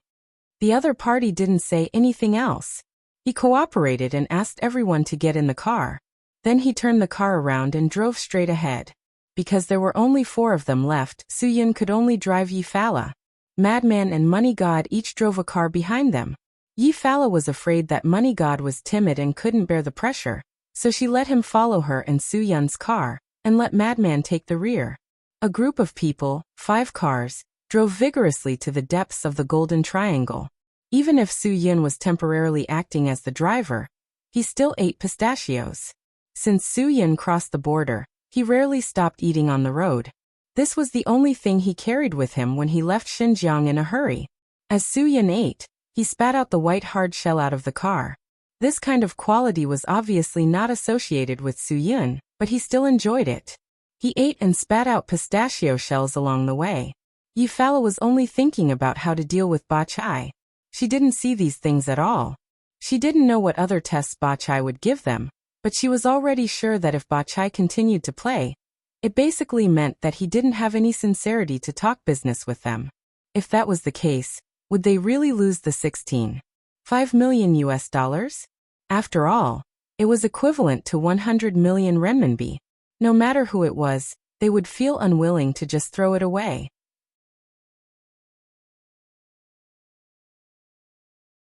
Chapter 441. The journey was bumpy, and everyone felt hungry. After a long detour, the few cars stopped on the opposite side of a river. At a glance, Suyin was already sure that the opposite side of the river was Barkai's base. Barchai was really powerful. Suyin really couldn't underestimate him. Suyin found that Barkai's lair was not far from their location according to the map on the GPS in his hand. It was just that the road was a bit troublesome. It was too roundabout. Alas, he only hoped that his brothers wouldn't have to work too hard. Sorry. After Yadbang got out of the car, he walked straight over and invited Yi Fala and Suyin to get out of the car. Miss Yi, the car will be here for the time being. Our people will take care of it, so you don't have to worry. Let's cross the river now. This river was really a natural barrier for Barkai's base. He didn't expect Barchai to know feng shui so well. The location of this lair was really good. It was near a mountain and a river. It was a good place. Although the river was not wide and the water was not deep, at least a general off-road vehicle couldn't cross it. It was at least more than a meter deep, so they had to take a boat. But where was the boat? Just as Suyin was wondering why he didn't see a boat by the river, Piawa had already brought out a group of men from the dense forest next to him. These men led 3 elephants out. The elephants were equipped with seats and looked domineering. This was absolutely cool. Suyin had experienced a lot of things in the past 25 years. He had touched a lot of things and done a lot of things, but this was really the first time he was riding an elephant. Yi Fala was also a little surprised. Although it was not her first time in the Golden Triangle, it was her first time in Barkai's real lair. Obviously, it was her first time riding such a behemoth, so she was both surprised and scared. Miss Yi, please. Yadbang's hospitality was indeed very sincere. He first let Yi Fala and Suyin ride on the same elephant. Suyin carried 3 boxes of dollars and directly mounted the elephant. Then he pulled Yi Fala up. Audiobook arranged for the madman and the god of fortune to ride on the same elephant. Finally, he mounted the elephant that Piava was riding. Under the guidance of a person, the gigantic creature beneath them stepped into the river. The violent swaying made Yi Fala grab onto Suyun's arm tightly. This is my first time riding an elephant. I didn't expect it to be so exciting. Phew, falling down isn't scary, but if the elephant accidentally steps on me, I really don't dare to think about it. Suyin tried his best to control his body balance and comforted her. Don't worry. Even if it falls, this well-trained elephant will never step on people. Behind them, Madman was very excited sitting on the elephant, causing Money God to hold onto the guardrail of the seat tightly, shouting at Madman. Can you be quiet for a while, Madman? I beg you to be quiet for a while, okay? If you *King mess around, I'm going to fall. The cumbersome behemoth slowly moved forward step by step. It took them 20 minutes to walk through the 50-meter-wide river. Suyin carefully observed that at the deepest part of the river, the water only reached their chest. The depth of the water was at most 2 to 1. 3 meters. Bachai's base was surrounded by long brick walls, and armed mercenaries with submachine guns stood on several high platforms. They jumped off the elephant on the other side of the river, and continued to walk forward for more than 10 meters before they really entered another world. Yi Fala couldn't help but exclaim at the poppy garden in front of her. Then there were all kinds of processing areas. Because Yi Fala had never seen these things, she couldn't name them. The whole base was so big, really big. There were at least hundreds of people working busily inside. They had a clear division of labor, specializing in only one thing. Suyin quickly identified that there were many people in the base, but there were about 80 people who were really armed. Most of the others were ordinary local farmers who worked here to make a living. The local farmers could only make more money by doing these things. People lived for a lifetime for a mouth. To some extent, these hard-working people probably didn't know how harmful the things they processed with their hands were. They just wanted to make a living. There was only one person who really made a fortune in this huge base, and that was Batchai. Suyin really couldn't calculate how much money Batchai could make, but he was clear about the current mercenary market. The most expensive salary in the war-torn areas was close to $20,000 a month. Although the Golden Triangle wasn't a war-torn area, it was still a place full of danger.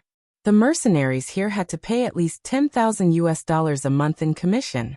Batchai only gave these 80 or so armed mercenaries a month, and the salary was as high as $800,000, 5 million RMB. The boss was waiting for them in the room in front. Audebang smiled and said, "Since we're already here, it's not convenient for us to continue to follow you in.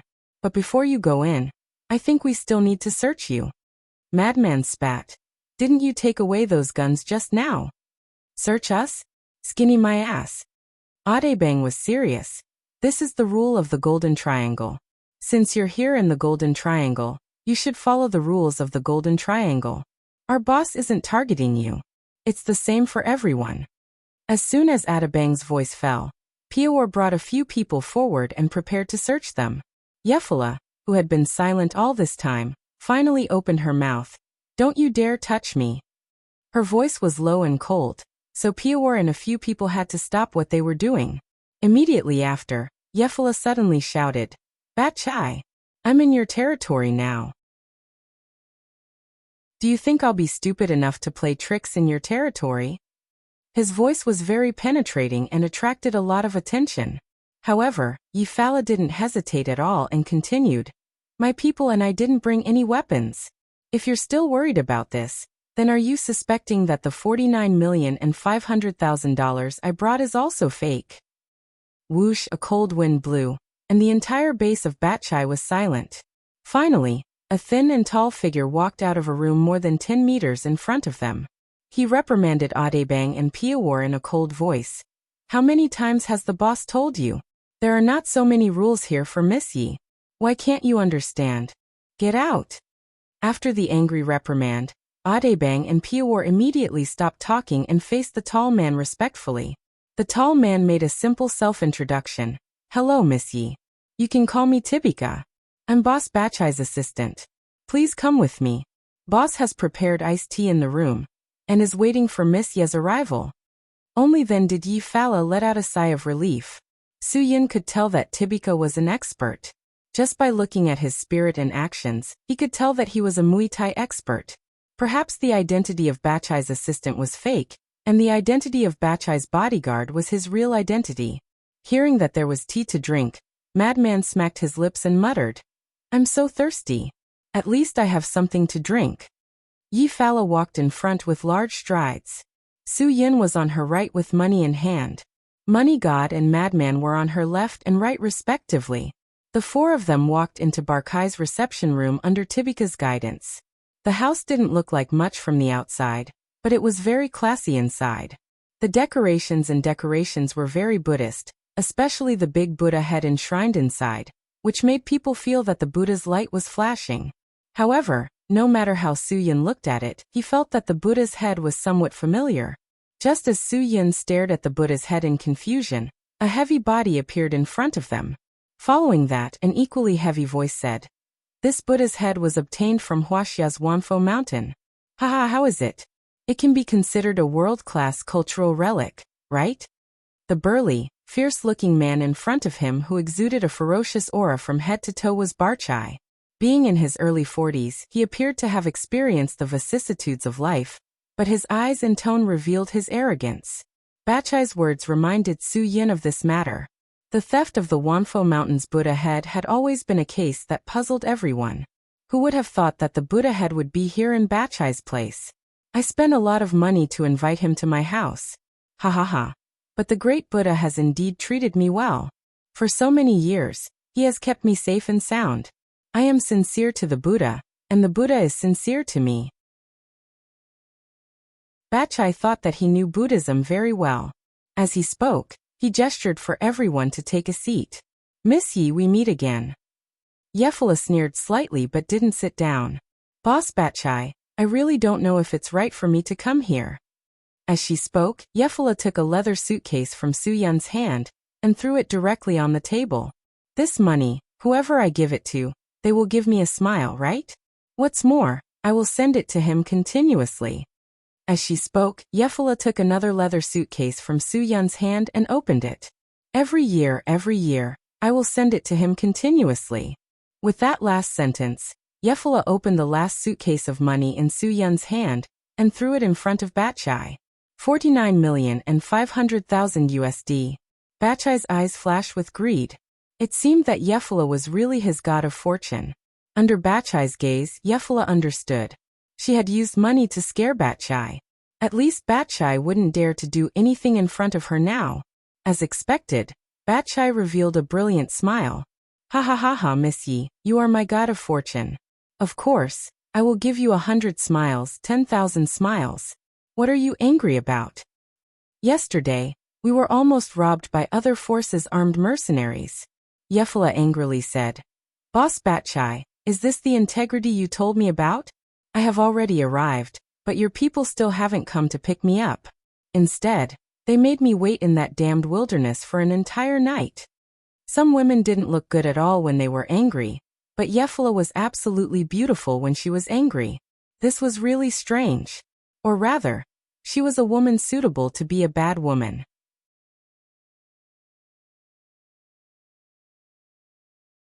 Chapter 442. Once the goods were mentioned, Yefala's anger finally calmed down. She also went straight to the point and said, Boss Ba, I am here to seek a long-term cooperation. If the goods you give me are not pure enough and not enough in quantity, I can terminate our cooperation at any time. I will only lose a single profit. As for who will lose the most profit in the end, I think Boss Ba is a smart person. You should be able to tell at a glance. Miss Yi is intelligent and farsighted. This is not the first time I have experienced it. Ha ha ha, you can rest assured on this point. As long as we establish a long-term cooperation, I will naturally not treat my business partner unfairly. Batchai smiled slightly and said, Miss Yi has already accepted the money before seeing the goods. Just this bit of courage really makes me prostrate myself in admiration. At this time, Yefala knew that there was no point in holding on to the money. If they wanted to swallow the money, even if they let you see the goods, they could still swallow you. If Batchai was honest, it would be better to just give him the money directly. It could be considered giving him face and letting him feel her trust in him. Where are the goods? Madman was already somewhat impatient. He had already drank the iced tea in his cup in one gulp and said, We want to see the goods now. No. However, Yefala stopped him. Boss Ba, I don't want to see the goods. I want to see your ability. How many goods can you produce every year? Can you guarantee my supply? This is what I'm most concerned about. I am a loyal person. I don't want to get my goods from two companies. At that time, if there is a difference between the goods, I won't be able to explain it to my big customers in the country. These words made Batchai burst with joy. Ha ha ha ha, good. With Miss Ye's words, I can rest assured. I can immediately arrange for Miss Yi to visit my poppy field and my production line. I can also tell Miss Yi in detail about the production process of heroin. As long as Miss Yi wants to know, I can tell you. However, before this, Miss Yi has to promise me one thing. Yefala frowned slightly. Say it. As long as it is a reasonable request, I can agree to it. Yefala said this because he was afraid that Batchai was up to something again. Barkai's gaze suddenly swept toward Su Yun, coldly sizing up Su Yun for over 10 minutes. Before that, I would like to invite Miss Yi to introduce this brother of yours to me. Seeing Barkai's unfriendly gaze, Yefala was a little disgusted. She didn't know what tricks Barkai was trying to play, but she really wasn't interested in playing with him. Boss Barkai, you just need to know that he's one of my people, just like how I won't ask you to introduce Tibia. Batchai's eyes narrowed into a line. But this is my territory. If I smell danger, then I will definitely investigate to the end. Regardless of whether this person is Miss Ye's man or not, I want to know his identity and background. When Batchai raised his voice, Yaderban suddenly led a group of people and barged in. They all raised the weapons in their hands and aimed at Su Yun. Although Su Yun didn't say a word throughout the entire process and didn't have any expression, only he knew what he was feeling in his heart at this moment. Anyone who encountered such a situation would probably regret playing around.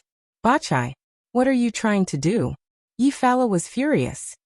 Your men have already killed 4 of my drivers, and now you want to make a move on my people.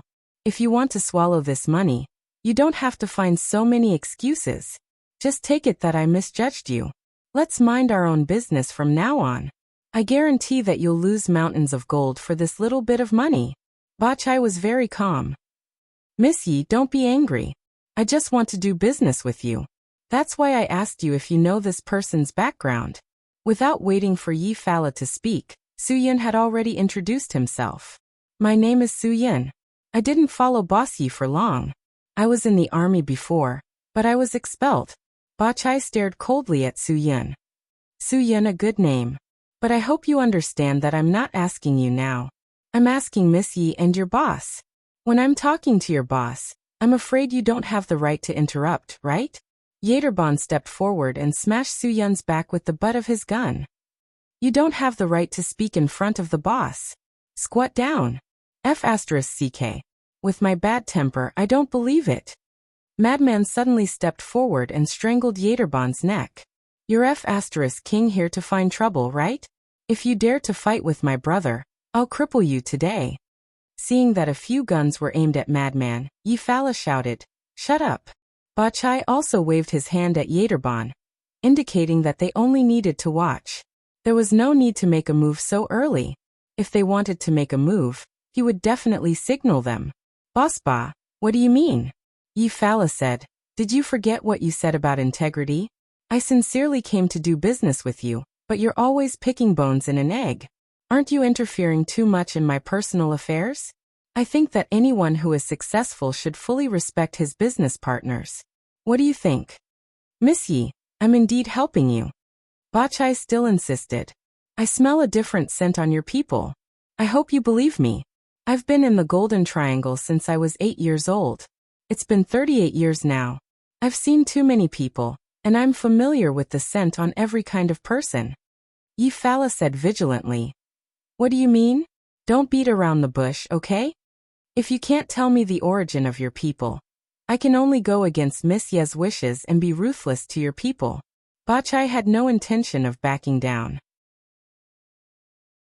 Miss Yi, don't let your people deceive you, and don't let your people ruin our business. He's the person I trust the most. Boss Ba, I can guarantee that there's something wrong with your sense of smell. You've smelled the wrong scent on his body. Yi Fala also insisted on herself, denying Ba Chai. Ba Chai suddenly took out a white hard shell and threw it on the table with a crash. The shell of a pistachio. Su Yun's heart suddenly sank. Ba Chai was really a difficult person to deal with. He couldn't believe that Ba Chai had someone who could observe so carefully. He had been eating this along the way, dropping a few shells every 10 meters to lead the way for the group of Dragon Fury team brothers who came to support him. Even Yi Fala didn't suspect his small movements. Yi Fala seemed to have thought about it too. Ever since they arrived at the border area, Su Yin had been eating pistachios in the car. She always felt that eating could relieve stress, so she didn't feel that there was anything wrong with it. Even she felt a bit depressed when she was near the border area. What did Boss Ba mean? Madman was even more confused. If you're treating us to nuts, you can't just take the skin, right? Yi Fala glared at Madman.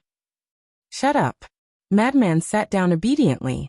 Seeing that the iced tea in front of Money God wasn't drinking, he directly reached out and snatched it, gulping it down into his stomach.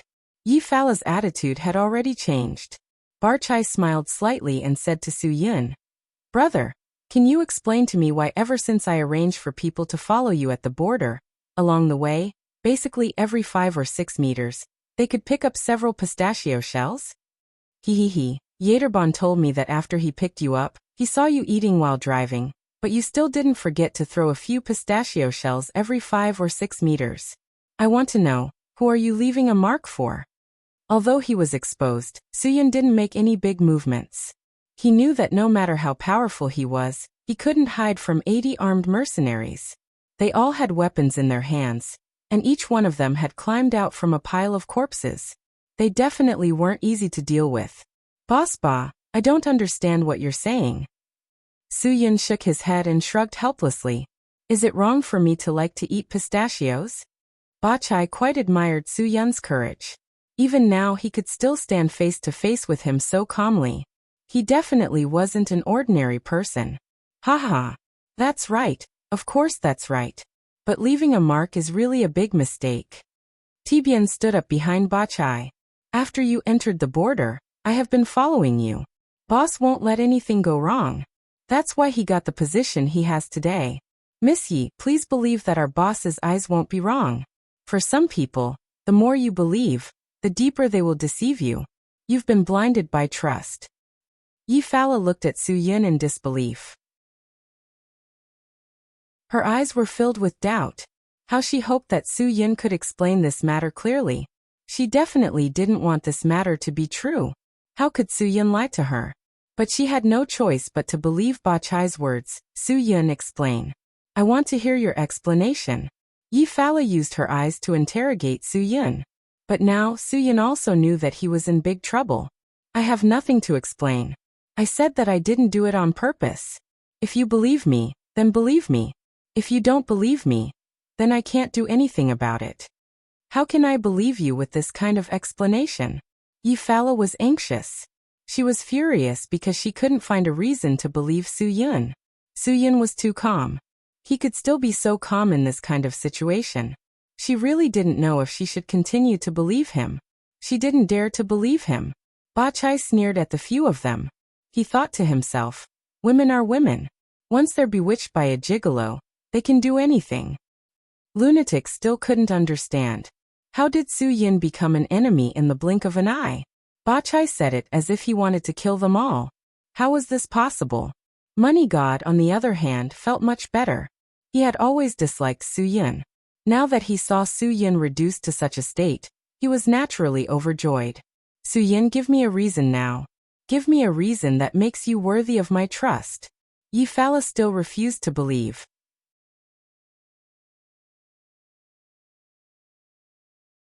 Chapter 443. Su Yun shook his head and said calmly, no reason. If you don't believe me, it's useless no matter how much I explain. The reason why I'm here is definitely not because I requested to come. Yi Fala thought carefully.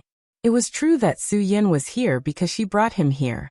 Ba Chai, he's my man. I have reason to believe him. You have to let him go. Otherwise our cooperation will end here. Ba Chai frowned. He always thought that Yi Fala was a smart woman, but he didn't expect her to be so stupid. What was this woman thinking? Her brain couldn't even think properly. Miss Yi, since you said so, I have no reason to touch your man. Ba Chai said. But this is my territory. I won't let someone I can't trust walk around in my territory. I hope our cooperation won't end on bad terms because of this person. I have a suggestion that I hope you can consider. Yi Fala nodded. This was Ba Chai's territory. Ba Chai naturally had the right to speak. After all, she was a guest. She still understood that a strong dragon couldn't suppress a snake in its territory. I'll detain him first, but I won't take his life. After you tour my place and leave with the goods you're satisfied with, if you still believe that your man is trustworthy, then you can take him away. Ba Chai said, but if my base discovers any suspicious person invading halfway, I won't let him go. Firstly, I'm responsible for myself. Secondly, I'm responsible for you, Miss Yi. Yi Fala bit her lips. She raised her head and looked at Su Yun. Su Yun's face still had the same expression. He was calm and collected, as if there was no danger around him. Su Yun, I have no choice. This is Boss Ba's territory. When in Rome, do as the Romans do. Since Boss Ba said so, I have nothing to say. I only hope that you can use your actions to prove your innocence. Su Yun smiled faintly. The innocent knows that they are innocent. Ba Chai ordered. Take him away. I want to bring Miss Yi for a tour. You guys go down and arrange for all the reception staff. Let Miss Yi know why our goods are better and purer. Our customers will like it even more. Ha ha ha ha. I want to establish the biggest cooperation with Miss Yi. Seeing Su Yun being taken away by Bar Kai's men with guns pointed at his head, Yi Fala didn't say anything else. She could only pray that everything was arranged by Bar Chai on purpose. Just as Su Yun was about to be taken out of the door, Yi Fala suddenly stood up and said, wait a minute. He was the only one among us who could understand your language. If I didn't have him, how would I know what you were talking about behind my back? Boss Ba, it's not that I don't trust you, but you should be more careful when you're outside. I promise that my people will always speak Hua Xiao's language in front of Miss Yi. Bakhai said confidently. The most we do is to deal with Huaxia guests. Your language is our language. Miss Yi should believe in this. Yi Fala no longer had any reason, and Su Yun could only be taken away under their gazes. Barchai definitely attached enough importance to Su Yun. Along the way, there were 8 people holding him down. Very quickly, Su Yun saw the place where he was going to stay. After pushing open the simple wooden house, Su Yun understood how vicious Barchai was. He actually prepared a water prison for him. He really thought too highly of him. With a crash, the person in charge of guarding Su Yun bent over and opened the iron chain of the water prison cover, lifting the cover firmly. This water prison was made of pure steel. It was estimated that anyone who was locked in this water prison would have a hard time getting out. Although the resistance of the water was gentle, it was also terrifying. A person's ability in the water would be reduced by more than 80%. The reason was very simple. The world record for the 100-meter dash was 9.7 seconds, while the world record for the 100-meter freestyle was 47 seconds. The difference was almost 5 times. This could completely prove how great the resistance of the water was. Go in. The water prison door opened, and Su Yun's back was immediately pushed by someone. To be honest, at this moment, Su Yun really had the intention to resist. This was because he couldn't think of a way to escape from this water prison. Once he entered, if he really couldn't get out, Barchai only needed to say a word, and he would be shot to death by these damned idiots. This was gambling with his life. No matter what the probability was, if Su Yun turned hostile at this moment, his chances of survival would be much higher than being locked in this damned water prison. But if he were to turn hostile now, Su Yun's chances of victory would still be pitifully low. Without any helpers, he had to get rid of 80 armed mercenaries. This was definitely more difficult than fighting 2 super experts. Su Yun would probably still lose. Gotcha! The sound of a bullet being loaded could be heard from behind Su Yun, followed by an angry shout. Hurry up and get down. Don't play any tricks. In the end, Su Yun still chose to jump into the water prison. This was because he still had a belief. Although he had no way of contacting his group of brothers, and in this damned place, only a satellite phone could receive the signal. But Su Yun resolutely chose to believe. Since he had already made a plan with his brothers, he believed that they would definitely be able to find him. Although the plan had gone wrong. Although the pistachio shells he left behind as a mark were all cleaned up by Barkai's men, Su Yun still believed that they would have a way. This trust sounded ridiculous, but Su Yun chose to believe without hesitation.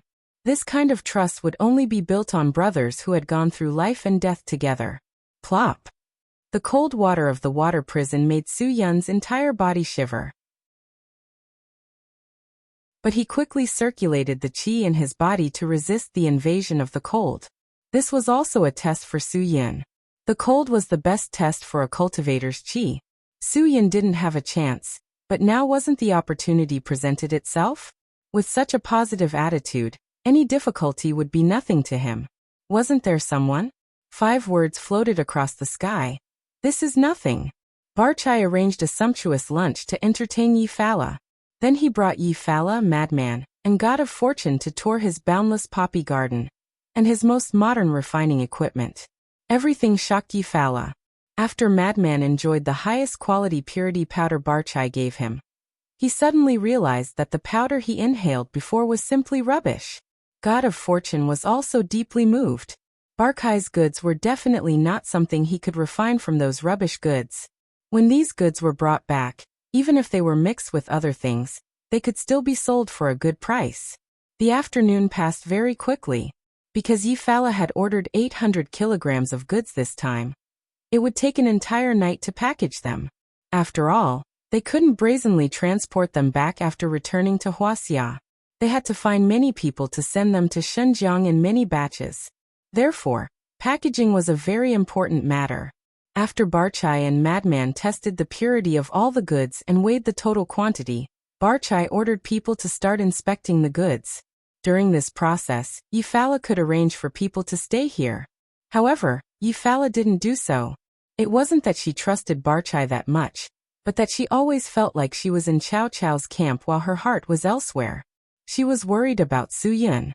After all, Su-yun didn't even eat lunch. Barchai made the banquet even more grand. There was good wine and good food to celebrate the success of his business. In the end, he was dead drunk.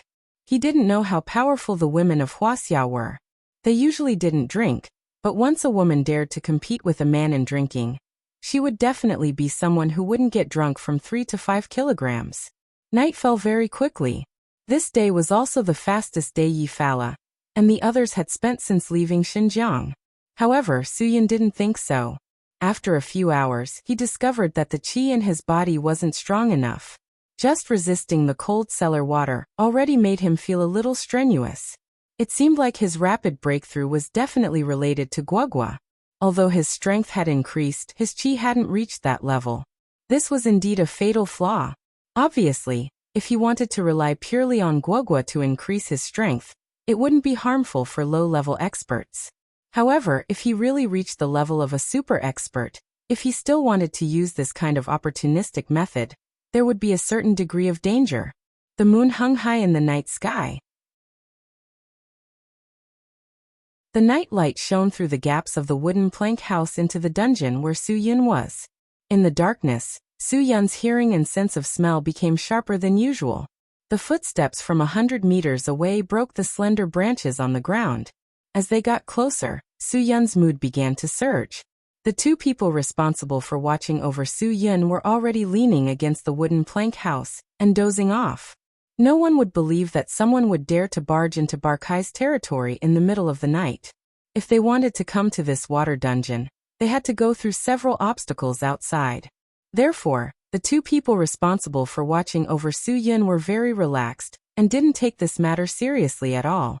Facts had proven that mercenaries in a place like the Golden Triangle couldn't let their guard down at any time. The Golden Triangle seemed to be much safer than the war-torn areas, but if something really happened, it wasn't something that could be solved by luck and believing in God. Two black shadows flashed past. The two guards didn't even have time to open their eyes before their necks were broken. None of these armed mercenaries whose hands were stained with blood would be blessed by God, because heaven would not take them in. Any crime they committed was enough to send them to hell. Phew.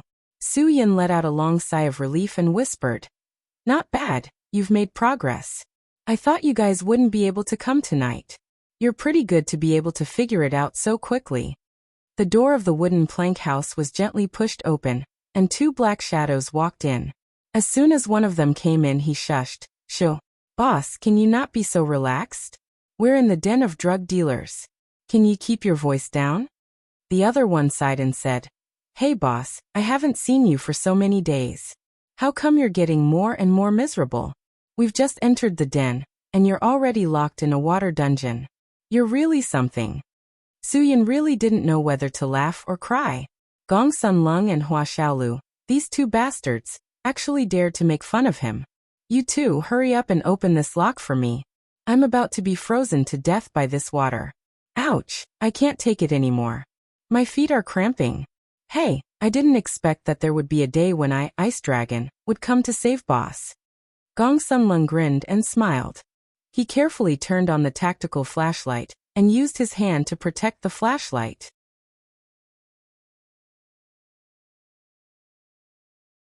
Chapter 444. The moment the iron bars of the water prison opened, Su-yun stretched out his hands and grabbed onto the bars. With a splash, he jumped out of the water prison with a bone-piercing cold water, splashing onto Hua Xiaolu's face. Fortunately, Gong Sun Lung dodged quickly and avoided Hua Xiaolu's tragedy. Damn. Hua Xiaolu wiped the water off his face. "Boss, isn't this greeting too awesome? You're really my brother." Su-yun hadn't seen these two followers for so long. Now that they suddenly appeared in front of him, he couldn't help but feel a little sour in his nose. Fortunately, he was drenched in water in the water prison, so it was impossible to tell whether it was tears or water on his face. Su-yun completely ignored the fact that he was drenched. He stepped forward and hugged Hua Xiaolu. Brothers were brothers. No matter the time, no matter what happened, only brothers were the most reliable. Seeing this, Gong Sun Lung didn't care whether he was drenched or not. He rushed forward and hugged the drenched Su-yun. For a moment, the three of them didn't say anything, but their hearts were clearer than anything else. This kind of wordless communication only existed between brothers who went through life and death together.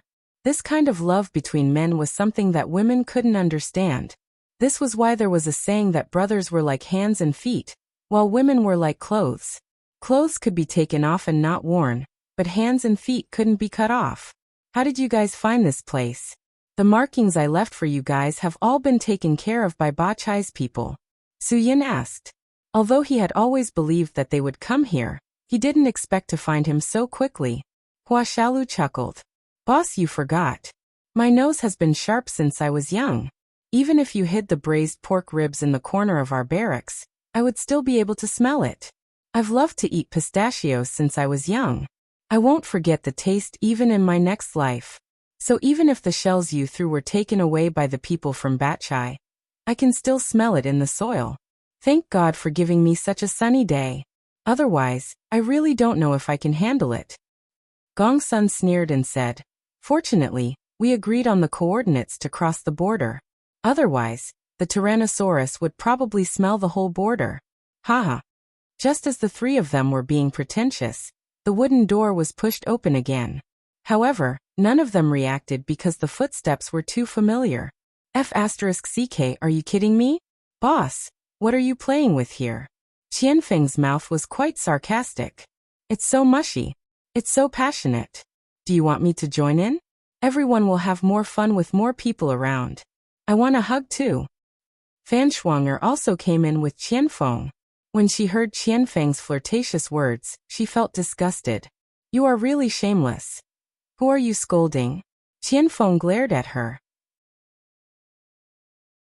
Hearing Fan Shuanger's voice, Suyin pushed Hua Xiaolu and Gong Sunleng away.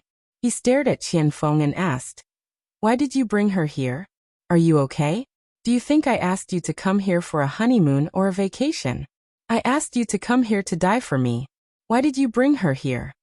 Qianfeng blinked his big eyes innocently. Boss, I'm innocent. I swear I never thought of bringing her here, but she insisted on coming with me.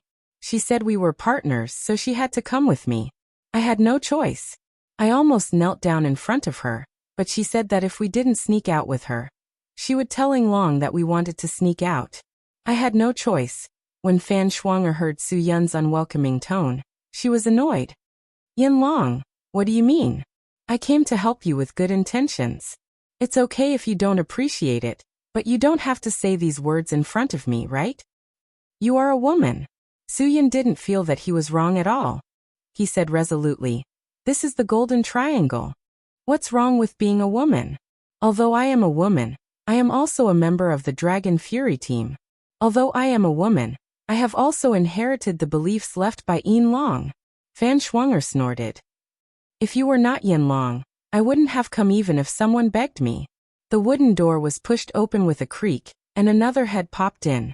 Han Shirhan, who had just recuperated after being seriously injured in Swang, was speechless and said, I say, little lady, can we keep our voice down? We are now deep in the enemy's rear. Why don't you lower your voice when you talk? Do you have to scare the enemy to make you happy? After Su Yun saw Han Zhan, his mood couldn't help but improve. Black Dragon, are you okay now? How is your recovery? Is everything okay? Well, everything is okay. I am fine. Han Zhan grinned. We have the best doctors in the Dragon Brigade. I recovered very quickly, and Shizhuan also helped me circulate qi to heal. There is no problem at all. I have advanced a level compared to before I was injured. Brothers who hadn't seen each other for so long naturally had a lot to say. But this was indeed not the place to talk. If you want to talk, do you need me to leave? Fan Shuanger said unhappily. If I talk, I will disturb the enemy. You guys can talk, right? Hua Xiaolu smiled and said, Yin Long, don't be angry. Boss didn't want you to come because he was worried about you. After all, you are a girl, and this place is so dangerous. He is afraid that he can't take care of you. After we safely evacuate, Brother Violent Dragon will buy you Thai specialties, the king of fruits, durian and mangosteen. How about it? Okay, little brother Violent Dragon, you should worry more about yourself. I don't like durian, and I don't like mangosteen. Fan Shuanger rolled her eyes at this guy who was half a year younger than her. Also, you better not call yourself brother in front of me. I was born in March, you were born in September. Don't pretend to be garlic in front of me. Hua Xiaolu's nose was covered in dust, and he didn't say anything else. Silver Dragon's temper was really not to be trifled with. Suyin took off his clothes and said to Fan Shuang'er, "You should turn your head. I am not an exhibitionist. If I don't dry myself, I will feel uncomfortable all over." As he spoke, Suyin had already taken off all the clothes on his upper body, revealing his sturdy arms and perfectly curved muscles. "You rogue." Fan Shuang'er hurriedly turned her head before she finished speaking, because Suyin had already started to take off his pants without hesitation. She didn't dare to imagine how she would feel if a naked man came into her eyes. Although Fan Shuang'er had turned her head away, she could still hear Azure Dragon, Black Dragon, Ice Dragon, and T-Rex discussing among themselves. "Io, boss, your figure is getting better and better. You have maintained it well. I thought you would gain weight after leaving the army. Ha ha ha, boss. Let us see if you are still a virgin." Yes, I heard that there is a way to test whether a man is a virgin or not. Let's use boss as an experiment today. While Suyin was wringing the water from his clothes, he also had to guard against these bastards who would cause trouble for him. While dodging, he scolded, "I'm telling you, hurry up and get out of here. I don't have time to talk nonsense with you. F***ck, take my underwear back." My clothes. After all, this was the enemy's territory. No matter how relaxed they were, there should be a limit. After Suyin changed his clothes, Qianfeng patted Fan Shuang'er's shoulder. "Okay, you can turn back now. Why do you have to be so reserved? If I were you, I would definitely turn back and take a peek. Ha ha ha, this is the man with the best body in the world." Just then, a loud voice in the local language came from outside. "Who is it?" F***ck. Everyone glared fiercely at Qianfeng. It must have been this little rascal's laughter that attracted people. Suyin took a deep breath and tried to answer with the local language he knew. "Come and help. The prisoner seems to have drowned." Upon hearing this, a patrol team outside hurriedly ran into the wooden house. Fortunately, the two people who were killed by Hua Xiaolu and Gong Sunlung had been hidden by Black Dragon. Otherwise, they would have been completely exposed. The wooden door was pushed open with a bang. The 5-man patrol team rushed in. Before they could react to the situation, Suyin made a hand gesture. Black Dragon, Green Dragon, Silver Dragon, Ice Dragon, and Tyrannosaurus were all killed one by one. In an instant, the patrol team members were all lying on the ground like corpses. None of the armed mercenaries were not stacked with crimes, so they would never feel guilty for killing these people. Suyin's face no longer had a shallow smile. Those who needed to meet had met, those who needed to make trouble had made trouble, and those who needed to continue their relationship had continued. Now what they needed to do was to seriously complete the mission given by their captain, Instructor Yen Long. Suyin was quite satisfied with Fan Shuang'er's performance. For a girl to do things swiftly and decisively, she did not lose to the few men at all. It was really commendable. According to my observation during the day, the few houses in the 9 o'clock direction are most likely where the armed mercenaries sleep at night. The rooms in the 6 o'clock direction should be the workers' rooms. Suyin began to divide the layout. The 12 o'clock direction is Bachai's poppy garden, the 2 o'clock direction, 3 o'clock direction, and 4 o'clock direction are their high-tech processing plants. They can extract the black paste from the poppy flowers into heroin. Bachai and his men should not be living here. Behind the base, there are 2 villas. Before we crossed the river, I saw them, so I suspect Bachai should be in that place. Qianfeng said, "Boss, where do we start? You arrange it." Suyin looked up and said, "Ice Dragon, you are in charge of the 6 o'clock direction workers' rooms and deal with the armed mercenaries on night duty." "Yes." Gong Sunlung received the order.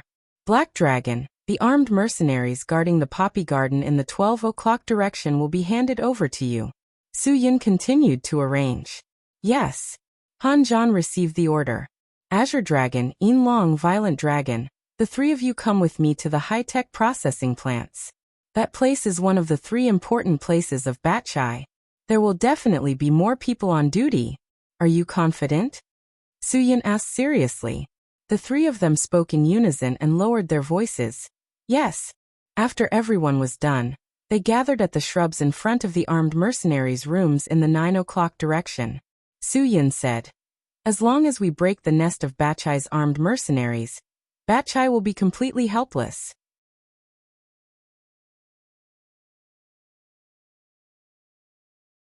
Chapter 445. Han Zhan and Gong Sunlung's individual combat ability was slightly stronger than the others, which was why Suyin made such an arrangement to bring Fan Shuang, and Hua Xiaolu with him. The main reason was that the two were younger than them and rarely carried out individual combat missions in the special forces, especially Fan Shuang. The reason why Qianfeng was also arranged to be by his side was because Suyin needed a helper to help him control the situation. If the two young guys caused trouble, he wouldn't be helpless alone. Under Suyin's lead, the others followed closely behind and quickly approached the heroin processing area. Fan Shuang took out a pistol from behind her and handed it to Suyin. Suyin was slightly startled. He had really left the special forces for too long. He even forgot to disarm when dealing with the enemy. He hadn't played with guns for a long time and was really not used to it. He always felt that he shouldn't touch this thing anymore. Taking the pistol from Fan Shuang, Suyin smiled in the darkness as a way of thanking Fan Shuang. As the four of them got closer and closer to the processing room, the conversation inside became clearer and clearer. There were still people there at this time. Suyin made a gesture, and everyone stopped. Because this was the place that Bachai had originally arranged for people to guard.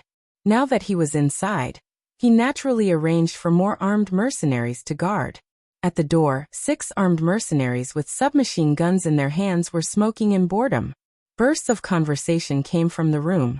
As for why the goods are so pure, it's because of my equipment. Barkai's voice was very deep, so it was easy to distinguish.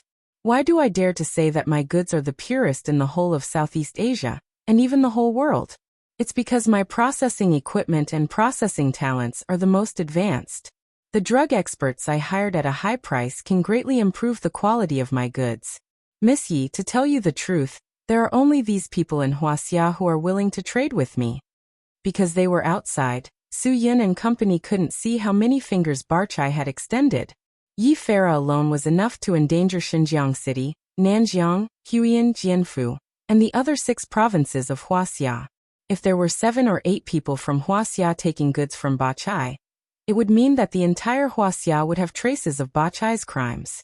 Perhaps the reason why Barkai's right-hand man could speak such fluent Chinese had something to do with the entire Huaxia market. The relationship between supply and demand was too great. What did Boss Ba mean by that? Yefala's voice rang out with a smile. I'm here to watch you guys load the goods. It's not that I don't trust you. That's not what I meant. Miss Yi, you're definitely not the first person in Huaxia to make a deal with me. Of course, you're definitely not the last. Bachai said, I wish you a prosperous business and everything goes well. But at the same time, I have to remind you that it's often hard to see through people's hearts. Just like how you don't trust me now, I also won't open my heart to you. But we suddenly have a common interest, so we can trust each other. In our line of work, trust is always about interest. Yi Farah didn't understand Bachai's motive for saying all this, but she had to admit that Bachai's words touched her heart. Indeed, after so many years, she only trusted interest. In front of interest, the people around her would pour out their hearts and lungs for her to see. Bachai continued, Miss Yi, you can't possibly not understand what I mean. The reason is very simple. If a person doesn't gain your trust because of interest, then that means there's a problem with that person. And there's a rather big problem. Yi Farah was suddenly startled. She understood who Bachai was talking about. He was referring to Suyin. Although Suyin had a relationship of interest with her, Yi Farah had raised the price of 100 million. Only now did Yi Farah start to have doubts because Suyin had never mentioned this sum of money to her. Perhaps this was the reason why Yi Farah trusted Suyin more and more. Because the trust Suyin could give her was definitely not based on money. Her trust for Suyin had nothing to do with interest, really nothing. Bachai's words made Yi Farah sink into deep thought. Could it be that Su Yun was really intentionally getting close to her? But Yi Farah couldn't figure it out no matter what. After all, she was the one who first approached Su Yun. At that time, Su Yun didn't even know what he was doing, right? Miss Yi, even if you've watched a few movies, you should know how desperate the narcotic squad is now. They can always create an inadvertent moment for you to discover, then make you notice them, appreciate them, and then put them in an important position. Ba Chai is like an old fox who has seen through all the despicable methods in the world. Some people need a few years to do this, but some people only need a few short days. The shorter the time, the smarter the person is. What do you think? Yi Farah's beautiful brows furrowed slightly. Boss Ba, you've investigated me? Ba Chai smiled very calmly. Miss Yi, you can't possibly think that I would let someone I don't know into my base, right? If a police officer came to me to make a deal with me, do you think I would directly invite him in? Then wouldn't everything about me be figured out? Ha ha ha, Miss Yi, sometimes trust needs to be built on the basis of understanding. I understand you and am sure that we have common interests before I can trust you. There's an old saying in Huaxia. Caution is the parent of safety. The two's conversation was clearly heard by the people outside. Su Yun wasn't distracted by the two's conversation and continued to stare at the 6 armed mercenaries at the door. 2 of them yawned, while the other 2 threw away their cigarette butts and continued to dig for cigarettes in their pockets. Su Yun made a few neat hand gestures, and the 3 people behind him received the order and suddenly rushed out. In a short 2 seconds, the 4 people quickly and silently dealt with the 6 people at the door. They didn't hesitate to remove all the weapons and equipment on the 6 people. Those that could be used were stuffed into their bodies, and those that couldn't were thrown into the bushes. Qian Feng made a few tactical hand gestures, meaning to ask, "How do we deal with the people inside?" Su Yun shook his head and made a hand gesture. "Evacuate immediately. Ignore the people inside first." Then Su Yun pointed to the row of rooms where the armed mercenaries lived, and said with tactical hand gestures, "Deal with the most dangerous thing first." Taking advantage of the fact that these armed mercenaries were sleeping soundly and didn't carry any weapons was the easiest time to deal with them. If this group of mercenaries were fully armed, then it would be a fierce battle. Although it wasn't certain that they couldn't win, the risk was too high. It was better to take advantage of the fact that they couldn't resist and completely destroy them. When Su Yun and the others arrived at the row of rooms where the mercenaries were resting, Han Zhan and Gong Sunlung had already finished their work. Gong Sunlung only had 1 armed mercenary standing guard, so it was easy to deal with. Han Zhan went to the poppy garden, and there were 2 armed mercenaries. For the experienced Han Zhan, it was nothing. The enemy was in the light, and he was in the dark, so it was easy to deal with them. The room of the armed mercenaries was very large. It was estimated that the rest of the armed mercenaries who were not on duty were sleeping here. There were no guards at the door of the mercenary room. Perhaps none of them believed that someone would have the guts to look for trouble here. Su Yun quickly made a tactical sign language. After receiving the order, the others nodded firmly and pulled out their daggers from their waists. This was a silent battle. The 6 of them had to take care of all the armed mercenaries in the room in the shortest amount of time. Moreover, they couldn't make a single sound. This was definitely a challenge, at least for Fan Shuang. Fortunately, these old brothers and sisters were strong enough. With the cooperation of the few of them, the more than 60 sleeping mercenaries in the room were all dealt with in less than a minute. These mercenaries who earned high salaries and relied on war and killing for a living were no different from the killers in the underworld, except that they were more disciplined and well-armed. The Dragon Fury team was originally established to deal with this kind of people, so they would not be lenient at all. Fortunately, they were here. With this group of brothers who were willing to risk being severely punished by Wang Yi to help him and live and die with him, Su Yun was able to quickly deal with Barkai's men. Su Yun's choice was wise. He correctly estimated his own ability and Barkai's strength and made the right judgment. He definitely could not deal with a drug lord's nest alone. But in this dark place, their small group could do it easily. I want evidence of Yefra's deal with Barchai. Su Yun. Who has a recording pen? My pen got wet in the water prison just now. The few careless men did not think to bring such a thing out. Fortunately, Fan Shuang'er was there. Seeing the others dumbfounded, Fan Shuang'er smiled proudly. I have it. Lend it to me, thank you. Su Yun stretched out his hand. Fan Shuang'er was not pretentious. She directly handed the recording pen to Su Yun and whispered. Didn't you say you don't need me to come? Humph, if I didn't come, let's see who would lend you a recording pen. This is what happens when you look down on women. The others did not say anything. It was their fault for not bringing all these gadgets when they went out, giving Fan Shuang'er the opportunity to be proud. Su Yun knew that time waited for no one. He did not have time to continue to let Fan Shuang'er be proud. He directly ordered to surround the room where Barchai and Yefra were. He had to get evidence. The evidence of the transfer of goods was the key to the success of his trip. After getting close to the target again, Su Yun quietly approached the gap of the door and recorded everything that happened in the room with the recording pen. Yefra, Frenzy, and God of Fortune were all there. Behind Barchai stood his 3 right-hand men, Tibika, Yadbang, and Piawa. After the 5 workers who worked overtime to package the last package, they finally wiped the sweat off their foreheads. Miss Yi, all the goods are here. I will accept the money. I hope we can work together happily in the future. Barchai said lightly. I really wanted you to stay here for the night. But since you insist on leaving, I will not force you to stay. But that Su Yun, do you think you will take him away or leave him for me to deal with? Yefra was deeply anxious. Frenzy opened his mouth. Of course I will take him away. Sister Yi, even if we have to deal with him, it should be done by our own people. It will not be their turn, right?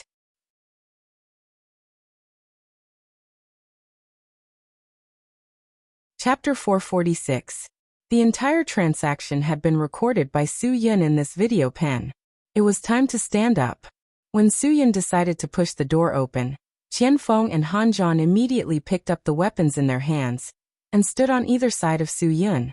Gong Sun Lung and Hua Xiaolu also went to the front and knelt on one knee in the front row, ready to shoot. Fortunately, there was no shortage of weapons in the armed mercenary group. Everyone could always find something convenient. Fan Shuang'er held a pistol and stood behind Su Yun. She did not go forward to cause trouble for them. These 5 men all left their backs to her. She only had one task, which was to protect the backs of these 5 men. No one could attack them from behind in front of her. Quang Dang dash. Han Zhan kicked the door open. Su Yun was instantly exposed in front of everyone. Tibika and Yadbang, who were beside Barca, quickly pulled out their guns. Piawa stood in front of Barca like a meat shield. Yefla and Fortune God's jaws almost dropped. Madman was a little excited, but when he saw the fully armed professional soldiers beside Su Yun, his excitement disappeared without a trace. No need to think, I will not stay. Su Yun said lightly. I know what you want to say. You definitely did not think that I could escape from that cold water prison, right? Fortunately, I have my brothers. Thank you for not killing me at noon and giving me the chance now. Yefla's lips trembled slightly. Su Yun, who are you? I was expelled from the army. I said it before. This is the truth. However, even if I was expelled, the blood of Huaxia's soldiers still flows in my body. I will not watch someone sell drugs and steal money on the roads of Huaxia. After Su Yun finished speaking, he looked at Barca and continued. Barca, you are regretting it now, right? Barca snorted. Yes, I am very regretful. If I meet someone I suspect in the future, I will kill him immediately. There will be no hesitation like today. Humph, I swear. Qianfeng spat. Don't think that I can't kill you just because you have a transvestite in front of you as a meat shield. Barca, you are really not easy to deal with. Your name is already on Huaxia's blacklist. Don't think that if you don't go to the mainland, we can't do anything to you. I am here today to get rid of you. Barca glared viciously at Qianfeng. Get rid of me? Let's see if you have the ability. Both Tibika and Yadbang had weapons in their hands. Both sides were facing off against each other, but Su Yun and the others definitely had the upper hand. However, Barca thought that he still had more than 80 armed mercenaries. He did not care about Su Yun at all. As long as he could escape safely from the back door, his 80 armed mercenaries were not to be trifled with. Miss Yi, there are rules in this business. When it comes to trading, if you are caught the first second, the goods are mine. No matter how badly damaged it is, I will not take a single cent from you. If you are caught the second, the goods are yours. No matter how badly damaged it is, I will still take the money and will not return a single cent, Barca said. Now the goods are yours. Think of a way to protect them. Eufaula was trembling. Not because she was afraid, but because she still could not accept the fact that she was deceived by Su Yun. Although the second Barca locked Su Yun in the water dungeon, she had already started to suspect Su Yun. She still could not accept it. She could not accept it at all. Barca tried to escape a few times, but Tibika did not give him any indication. Barca trusted Tibika. He believed in his judgment. He believed that he could find the best time to escape. Obviously, Barca had underestimated his opponent. Although Tibika was a super mercenary who had been on the battlefield for many years, he did not dare to act rashly. This was because the people in front of him did not give him any chance. He believed that if he dared to make a move, the opponents would shoot him without mercy. Even if he could hit one of them, he would definitely be killed by the opponent. The tense confrontation made the atmosphere more and more oppressive. Even Lunatic, who always spoke without thinking, did not dare to say anything this time. He seemed to feel that the Grim Reaper was standing behind him. An irrational action could lead to the Grim Reaper waving his scythe. Why did you lie to me? Eufaula's words broke the silence. I trusted you so much. Why did you lie to me? Su Yun, you know that I am sincere to you. Why did you lie to me? Why did you hurt me? What did I do to you? Why? Why did you do this to me? Su Yun's answer was resolute. People who walk different paths cannot make plans together. The business you do is a crime. It is illegal. It is an act of harming Huaxia people for huge profits. Eufaula, I don't understand. Xingkai Hotel is enough for you to get what you want. It is enough for you to stand at the top of Xinjiang's upper-class society. Why did you do this kind of thing? Eufaula's cold eyes were like a pool of stagnant water. Because this is what I was born to do. Because I am a baby girl who was abandoned by drug addicts. Everything I did was done by Shangguan Yudi. He saved my life, raised me, and I can't repay him even if I work like a cow or a horse for the rest of my life. He left. Of course, I have to take over everything he did. I don't understand. What did he do to you? Su Yun sneered. Have you ever thought that if Shangguan Yudi did not let these harmful things flow into Huaxia and into Xinjiang, would your parents still have come into contact with these things? If your parents did not come into contact with these harmful things, would you still be abandoned? Shangguan Yudi is not your benefactor. He is your enemy. If it was not for him, you would not have become an abandoned baby girl. You might still be a filial daughter by your parents' side. You might have gotten married and had children. You might have spent decades with your lover. You might not have fallen into this deep quagmire.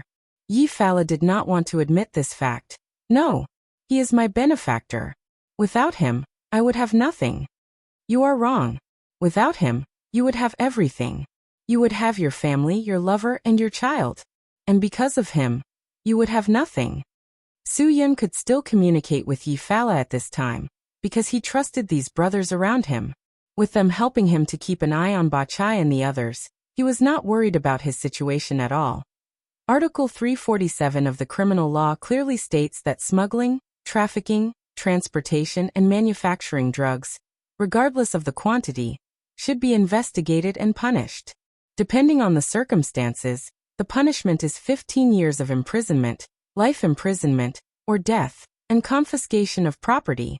Smuggling, trafficking, transportation, and manufacturing opium of more than 1 kilogram, heroin or methamphetamine of more than 50 grams, or other large quantities of drugs, instigating others to smuggle, traffic, transportation, and manufacturing drugs, or selling drugs to minors, will be severely punished.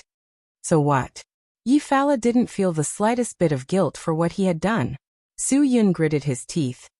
Do you know how many grams of heroin are in your 800 kilograms? 800,000 grams. Enough to sentence you to death 100 times. For those who smuggle, traffic, transportation, and manufacturing drugs many times without being punished, the cumulative amount of drugs will be calculated. Since you took over this matter from Shangguan Yudi, you know how many grams you have been involved in drug trafficking. Yi Fala raised his head and said coldly, "Okay, then kill me. Shoot me now. Don't you have a pistol in your hand? Go ahead." Su Yun said expressionlessly, "As long as you don't arrest me, I won't shoot. I hope you cooperate with me. I have all the evidence of your transactions. Even if you are arrested now, you can't return to Xinjiang. You will be wanted. I'm not joking with you, I'm serious." Su Yun. Yi Fala's smile was particularly strange. "Do you know how much of a bastard you are? You made me fall in love with you, deceived me of my trust, and then tore apart this trust and began to sprinkle salt on the wound. You are really ruthless. Really ruthless." When Yi Fala said this, Madman and Fortune God were so shocked that their jaws almost dropped. Even Ba Chai couldn't help but widen his eyes. Of course, the group of brothers behind Su Yun were just as shocked as them. Such a famous female drug lord in Xinjiang actually fell in love with Su Yun. This was definitely a big news. Qian Feng and Hua Xiaolu looked at each other. Han Zhan and Gong Sunlin gasped. Fan Shuang was disgusted and secretly cursed Su Yun, this big radish. He must have seduced her again. Otherwise, how could such a strong woman say that she loved him in front of so many people? "Boss, retreat." It was at this moment that Tibika shouted. At the same time, he pulled the trigger. His target was of course Su Yun. Everyone understood the principle of capturing the leader first to capture the bandits. With Tibika's many years of combat experience, he clearly knew that Su Yun was the leader of these people. These people were all well-trained special forces, and Su Yun was the king of the soldiers. When Tibika shouted, Su Yun dodged to the side. No matter what happened at this time, Su Yun knew very well that there would be bullets waiting for him. Sure enough, the moment Tibika's voice fell, Su Yun clearly felt a bullet graze the hair on his ear. This feeling was very exciting, and it left a lingering fear. Perhaps only those who had experienced it could understand. Ba Chai also quickly put away his desire to watch the gossip, and quickly retreated from the back door under the cover of Piawa. Because Su Yun and the others didn't know the situation here, they didn't expect there to be a secret door. Too many things happened in an instant. When Yadbang pulled the trigger, before the bullet could shoot, his forehead was pierced by Han Zhan's bullet. He fell backward heavily. Piawa, who was also covering for Ba Chai, was also killed by Qian Feng without hesitation.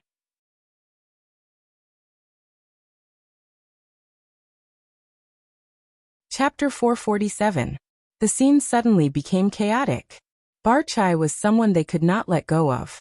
Su Yun immediately chased after him. He could not let Ba Chai escape.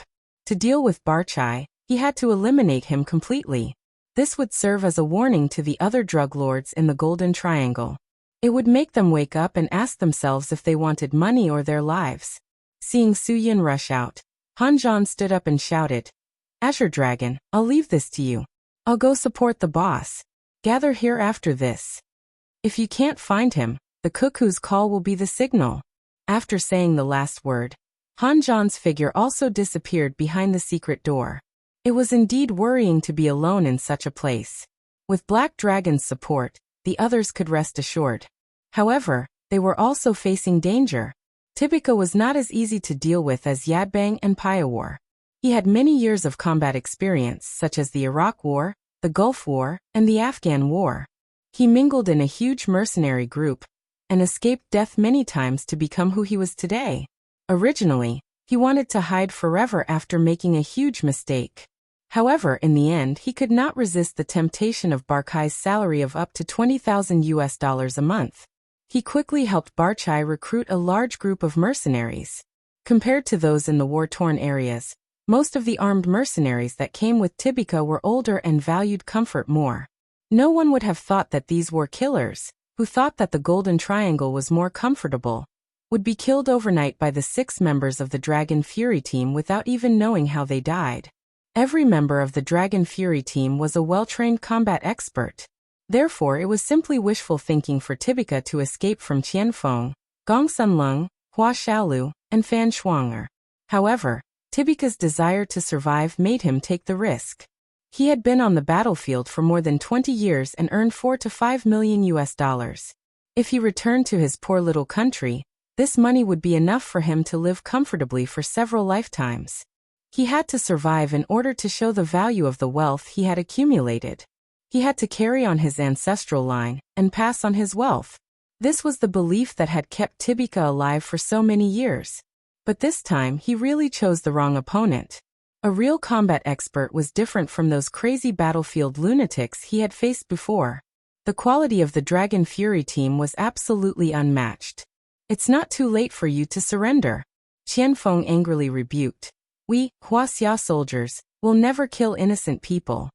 If you continue to resist, don't blame us for killing you on the spot.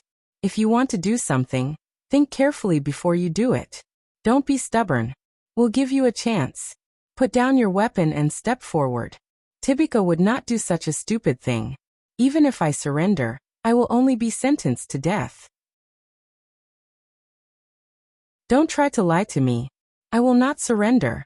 In the mercenary world of this world, there have always been rumors about how powerful Huaxia soldiers are. Then let me see how Huaxia soldiers do things today.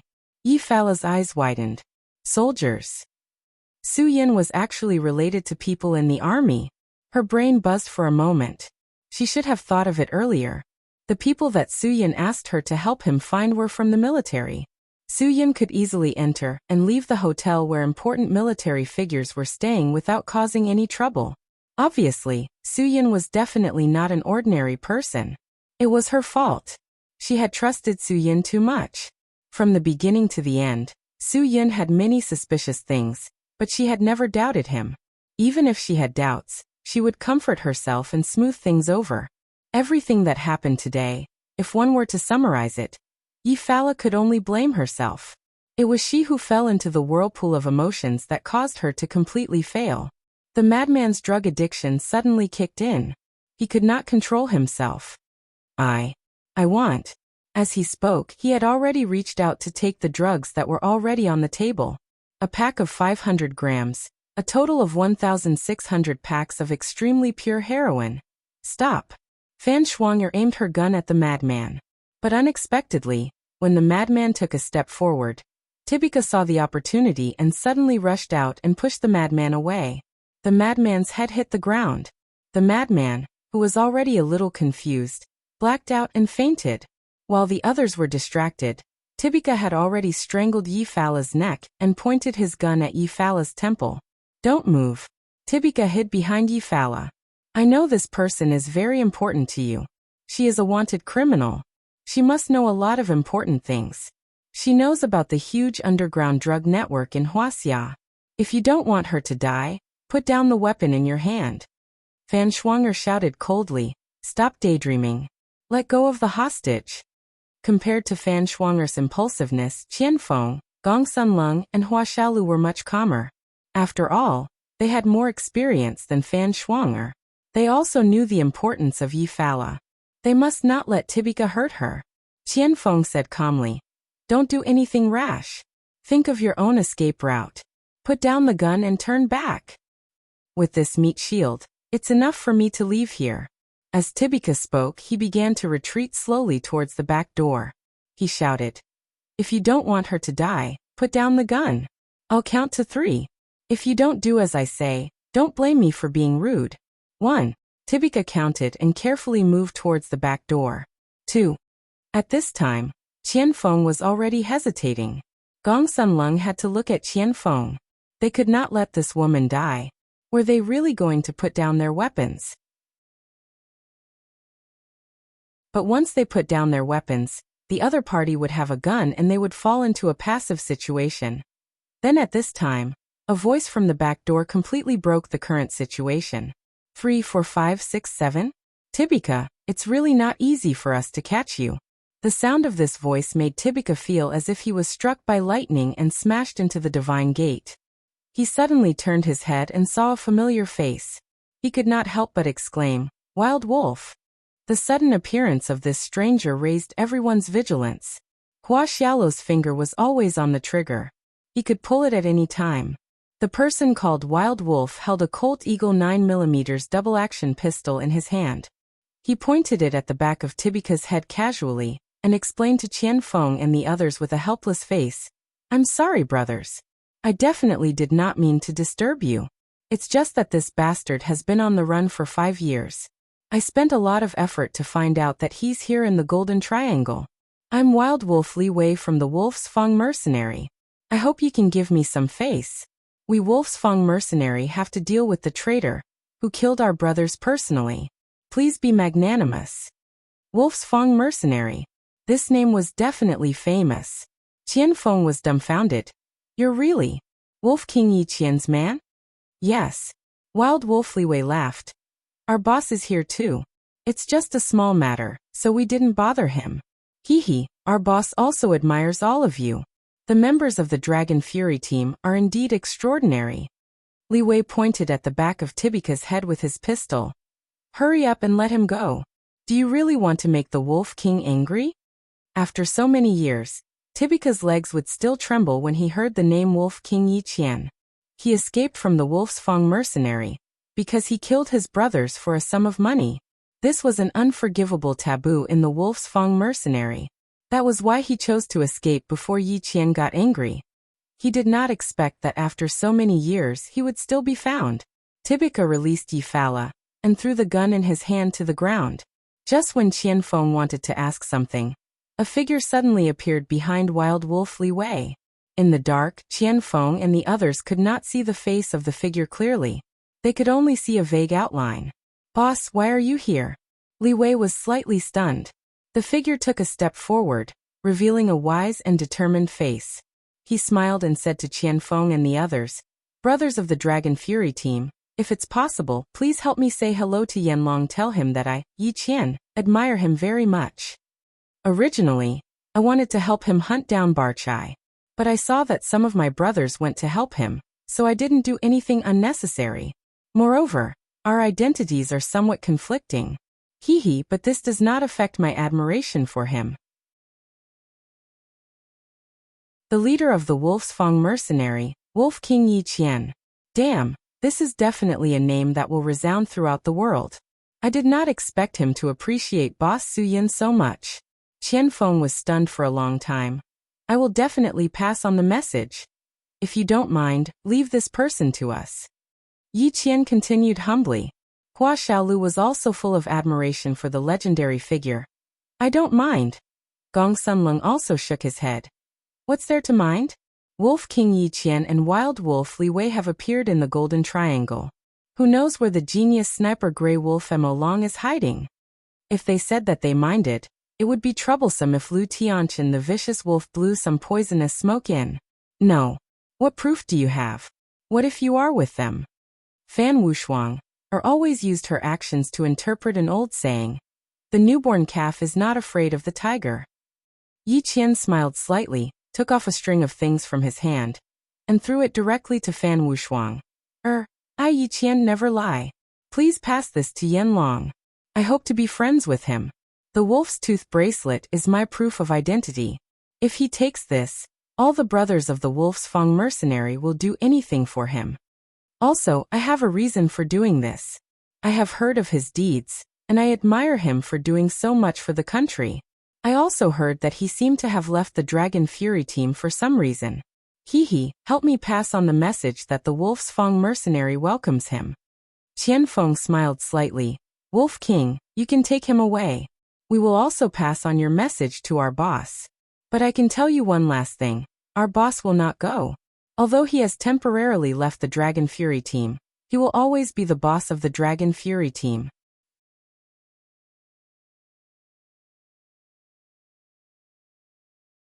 Chapter 448. You let them go just like that. Fan Shuang'er glared at him. What right does he have? If Yanlong knows that you let him go, I'll see how you explain it. To them, Tibika was just an insignificant person. As long as Yefala and the madman were still there would be no problem. Yefala was the most important person. As long as Yefala could be safely brought back to the country, then everything would be fine. Everything would go smoothly. Qian Feng took the bracelet from Fan Shuang'er and looked at the wolf fangs on it. He smiled faintly. Yin Long, you don't know what the Wolf Feng mercenary is. Since the Wolf King Yi Qian is here, he will naturally have his brothers by his side.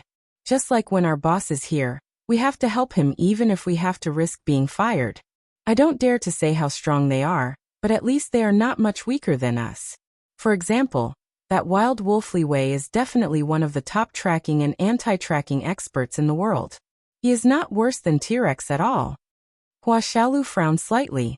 He was the best tracking and anti-tracking candidate in the entire Dragon Brigade. He did not expect that person to be on par with him. He was the one who found this place just by following the smell of pistachio shells. But on second thought, it was true that because the other party did not even have the slightest clue of the pistachio shells, he was actually able to find the person he was looking for in the primeval forest of the Golden Triangle. Although it took a long time, it was definitely amazing. Gong Sunlong nodded. I've heard of Yi Qian. This is definitely a super mercenary group that causes headaches for many international organizations. But they are different from other mercenaries. I don't care. Anyway, you let him go. You have to explain it to your boss later. Fan Shuang'er snorted. Obviously, she was unhappy that the Wolf King Yi Qian had taken Tibian away from them. It was very embarrassing. Hua Xiaolu shrugged. Should we help our boss? He and Black Dragon have chased Tibian for so long, and still could not catch Tibian. Will there be any accidents? Wait here. Don't worry. Boss and Black Dragon are much better than us. Gong Sunlong gave his partner another blow. If Brother Black Dragon wants to play for real, we might not be able to win against him in this primitive jungle. With his help, Boss will definitely be fine. Qianfeng shook his head. Cold Dragon, I think it's better not to be so confident. It's not easy to catch people in this primitive jungle. Barchai has lived here for so many years, he's much more familiar with the terrain here. Boss and Black Dragon should be here for the first time. It's hard to say if there are any traps or secret passages here. Azure Dragon's words make sense. Hua Xiaolu nodded and said, then I think we'd better go and help. Wait. Qianfeng also blurted out. If even Lauda and the Black Dragon can't handle it, we won't be of any use. Boss was now a super expert, and Black Dragon's current strength was already on the verge of breaking through the bottleneck. It's not an exaggeration to say that the two of them are better than the four of us. Speaking of Su Yun's breakthrough to become a super expert, Hua Xiaolu's interest was piqued. Hey, what level of strength do you think that Wolf King Yi Qian has? At least I can't feel it. If you can't feel it, it means he's stronger than you. Gong Sunlong said. And not just a little bit stronger. I also used my breath to test it. That wild Wolf Li Wei's strength should be similar to ours, but I can't see Wolf King Yi Qian's strength at all.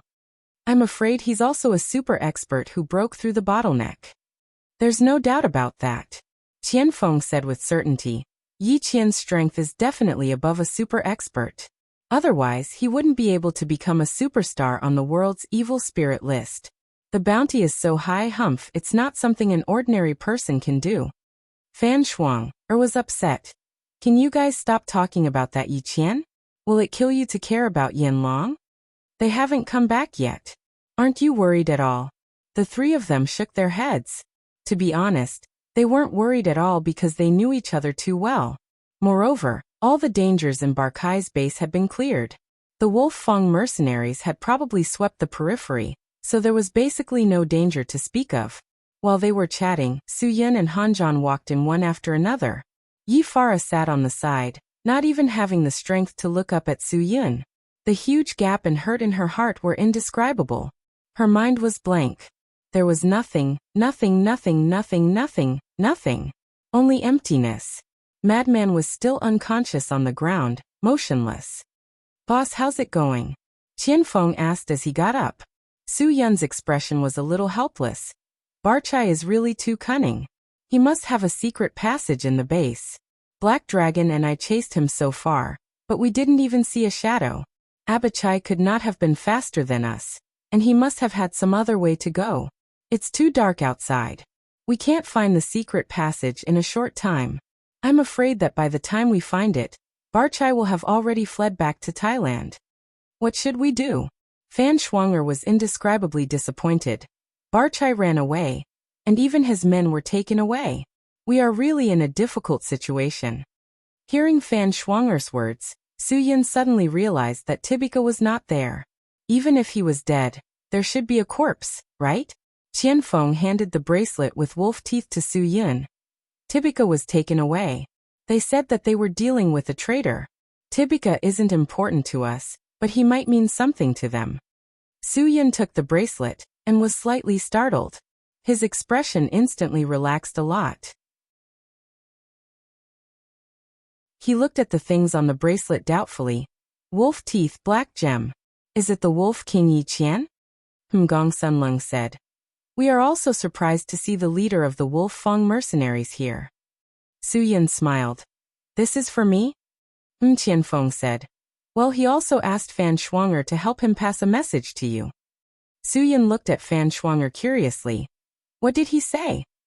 You guys are really heroes, aren't you? Even your expressions are the same. Fan Shuang'er was speechless. He said that he wants to be friends with you. This bracelet is a symbol of his identity. With this, all the brothers of the Wolf Fang mercenaries will do anything for you. Also, he admires you for doing so much for the country. He said that the door of the Wolf Fang mercenaries is open for you, and you are welcome to join. Well, I have said what I need to say. If you want to join the mercenaries, absolutely no one will stop you. Suyin grinned and said to himself, Yi Qian. Suddenly, Suyin strode out of the room and shouted to the night sky. If I am not Dragon's Fury's man, I really want to join your Wolf Fang. But unfortunately, I can't go now. Even if I am not Dragon's Fury's man, my heart belongs to Dragon's Fury. If you want to come, Dragon's Fury will also welcome you. Fan Shuang'er thought that Suyin was crazy to shout so loudly. Then Yi Qian's reply came from the night sky. His voice was very far away. Thank you. But my heart will always belong to the Wolf Fang. If there is a chance, I will treat you to a drink. This kind of conversation in the night instantly startled all the people working in the Batchai base. Most of these people were local farmers who planted poppies. After hearing this voice, they knew that something must have happened. They hurriedly put on their clothes and began to flee. To these local farmers, they were ignorant. They were just trying to earn a living. Suyin and the others had no right to harm them. It was chaos outside, but Suyin and the others did not move in the room. They waited until the panic outside slowly disappeared. And the people who should escape had also escaped. Only then did Suyin plan the next step. He arranged for Qianfeng to bring Gong Sunlung and Hua Xiaolu to drive the 3 SUVs that were parked on the opposite side of the river. There was a road behind the base, so they only needed to take a detour. There was no need to cross the river. Han Zhan began to clean up the scene with Fan Shuang'er. 800,000 grams of heroin, 1,600 small bags of 500 grams, were placed neatly on the table. These things would definitely shock the entire Huaxia if they brought them back. Suyin tied the madman up tightly with a rope. He glanced at Yi Fala. Do you hate me a lot? There was nothing in Yi Fala's empty eyes. She used an extremely low voice to say, I don't hate. I have nothing to hate. Perhaps you are right. I originally had nothing. Suyin, thank you. I'm sorry. Suyin took a deep breath. I admit, I have indeed hurt your trust in some way, but I have no choice. I don't want these things to continue to harm people in the country. I hope you can understand. At the same time, I also understand your hatred for me. Yi Fala, even so, I still want to ask you to explain everything clearly when you return to the country. Yi Fala's mouth revealed a forced smile. Suyin, you are asking for too much. I have already given you everything, but you are still not satisfied. Yi, all right. What do you want to know? When the time comes, I will tell you everything. But I have a condition. What condition? Suyin asked. But Yi Fala refused to say anything more. She directly closed her eyes and did not say a word. At this time, Fan Shuang'er walked over. Seeing that Suyin did not tie Yi Fala up, she wanted to do something. But Suyin raised his hand to stop her. No need to tie her up. I believe in her. She will not escape. She is a criminal. Why do you believe in her? Fan Shuang'er was a little jealous. Because she believed in me. After Suyin finished speaking, he directly turned around. because he thought of something. He directly strode out of the room where the drugs were. After watching Su Yun stride away, Fan Shuang'er snorted and said to Yi Fala, "He believes in you, but it does not mean that I do. I cannot tie you up, but it does not mean that I will let my guard down. You better not think of any tricks. Do you understand?"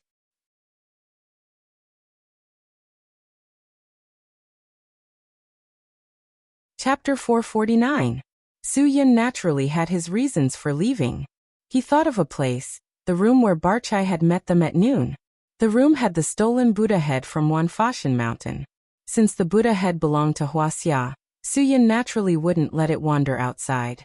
He only remembered that the Buddha head was rumored to have been auctioned at a sky-high price of hundreds of millions on the black market, but to Huaxia, it was definitely a priceless treasure.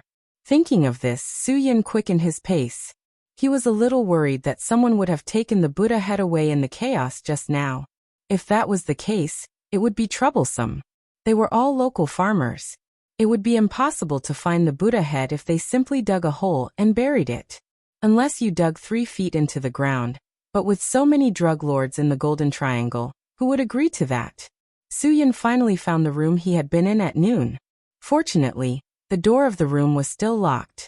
Su Yun raised his foot and kicked the door open fiercely. He strode in and saw the undamaged Buddha head at a glance.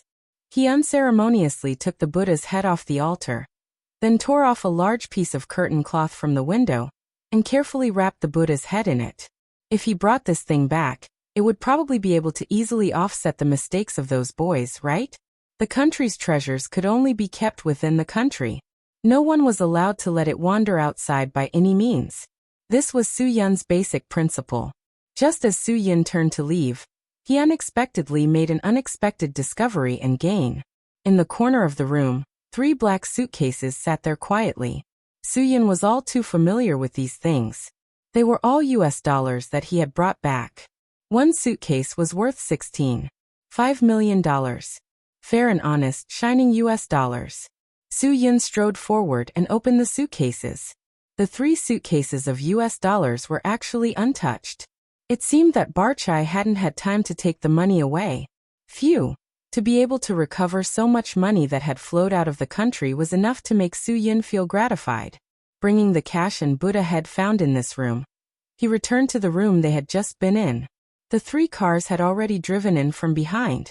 A few people were loading the drugs into the 3 cars. "What are you holding?"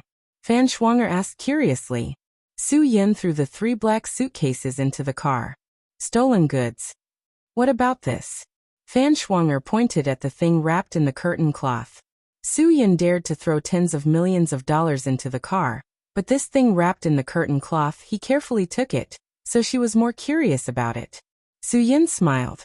"This is what you have to report back to your superiors. Trust me, as long as you have this, you won't be punished at all." When one's contributions outweighed their mistakes, everything else was no longer an issue.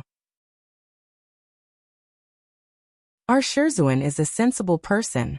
He's not so rigid and harsh. Qian Feng threw the last few bags of heroin into the trunk of the car. "I'm not worried that Master will make things difficult for us. I'm just worried that Ying Long won't forgive us. He's the captain now. If we don't get his permission, he'll definitely fall out with us. He'll think that we don't take him seriously, or something like that." "Ha ha ha, you didn't take him seriously in the first place." Hua Xiaolu smiled and said, "Ying Long is not stupid. He can see it. It's not that we don't take him seriously, but if we really tell him why we're here, do you think Ying Long will let us come?" Gong Sunlung said, "Definitely not. With his rigid character, he'll definitely write a written application, and then wait for the higher-ups to approve it. This delay is 2 days. When we come, everything will be too late." Han Zhan smiled helplessly. Everyone has their own principles. Ying Long is like this because of his status. After all, he's the captain now. He has his own difficulties. "That's right." Su Yun nodded and patted Qianfeng's shoulder. "Don't argue with Ying Long in the future. After all, he's your superior. He's the captain. You have the obligation to obey his orders and tasks. This is a matter of principle. You don't have any reason to discriminate. Qianfeng was still a little unconvinced, but he didn't say anything. Hua Xiaolo's intestines straightened a little. He couldn't be happy if he didn't say anything. No matter who the captain is, there's only one captain in our eyes. Boss, the team hasn't issued a notice to remove you, so you'll always be the boss. Although Ying Long is the captain, there must be 2 words in front of it. Acting captain. Su Yun rubbed Hua Xiaolo's hair, angry and amused at the same time. Okay, brat, acting captain is still captain. Don't bite the words in front of me. Are you trying to say that you only obey my orders? Yes. Gong Sunlong also said. Boss, you're right. It's not that we don't accept Ying Long, but we really can't treat him as our boss. There's only one boss in our hearts, and Ying Long is just one of our brothers. That's it. Okay, then you listen to me.